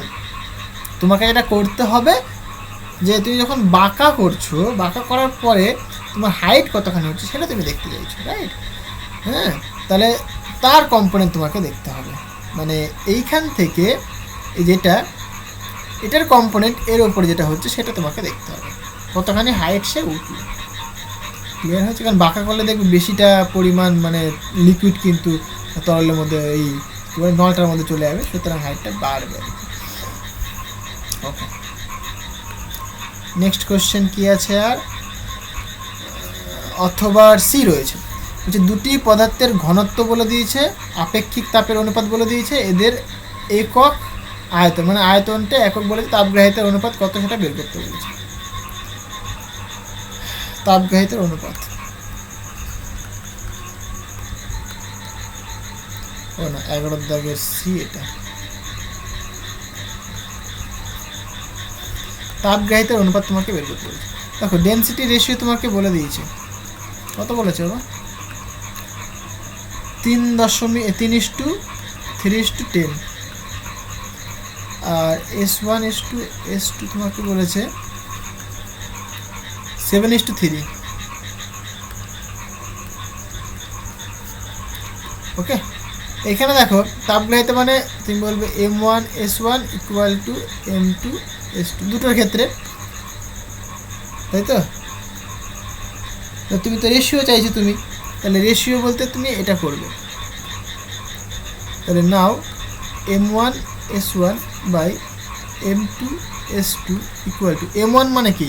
মাস কি করে বের করতে পারি আমরা? রো ইন্টু ভলিউম করে দাও, তাহলে ρ1 × V1 × S1, ρ2 × V2 × S2। দেখো ভলিউম দুজনেরই ইউনিট বলেছে, তাহলে V1 মানে V1 V2 কেটে যাবে, তাহলে এখানে থাকবে কি ρ1 S1 / ρ2 S2। ρ1 / ρ2 মানে কত হবে? দেখো 3/10। S1 / S2 কত হবে? 7/3 কেটে যাবে, সুতরাং 7/10 থাকবে, এইটা তোমার হবে। ওকে, 7/10 তোমার আনসার হবে প্রথমটার ক্ষেত্রে তাপগ্রাহিতার অনুপাত। দ্বিতীয়টার ক্ষেত্রে দেখো আয়তনের অনুপাত বলে দিয়েছে, তাহলে এখানে V1 V2 তোমাকে বলে দিয়েছে। এটা থেকে তাহলে তুমি করতে পারবে যে M1S1 / M2S2, এটা তো তাপগ্রাহিতা। তাহলে ρ1 V1 মানে 3/10, V1 V2 মানে কত? দেখো 2/1 না 1/2 ইন্টু 7/3, কাটাকাটি করো 2 মানে 7/20, তাহলে এটা তোমার আনসার হবে। তখন বুঝতে পারলে? আর কিছুই নেই, সিম্পল জিনিস। ওকে, তাহলে এটা তোমার আনসার হবে। ওকে, আশা করি জিনিসটা বোঝাতে পারলাম। তো এই ছিল তোমার প্রবলেম সেট বা মডেল সেটের 15 কিছু নিউমেরিক্যালস, ঠিক আছে? আর এখানে 12 দাগের এটা কিন্তু একটা থিওরি, হ্যাঁ, এটা তোমরা নিজেরাই করতে পারো। পর্যায়কাল কী করে বের করতে হয়, এটা 4 ডিগ্রি কম যদি মানে কৌণিক বিস্তার, তার ক্ষেত্রে বাড়িতে তোমরা করতে পারো, চাপ নেই। এই ছিল কিছু কোশ্চেন, ভালো করে তোমরা প্র্যাকটিস করতে থাকো, ভালো করে পরীক্ষা দাও, ঠিক আছে? আর আমি প্রত্যেকটার যে পিডিএফটা আমি কিন্তু টেলিগ্রামে পাঠিয়ে দেবো, চাপ নেই। তো তোমরা প্র্যাকটিস করতে থাকো, আর কি অসুবিধা হচ্ছে আমাকে অবশ্যই বলো। আর যেগুলো করতে বললাম সেগুলো কিন্তু অবশ্যই করবে, যেটুকুনি সময় পড়ছো ভালো করে পড়ো ভাই। ওকে, তো চলো দেখা হচ্ছে নেক্সট ভিডিওতে। So thank you.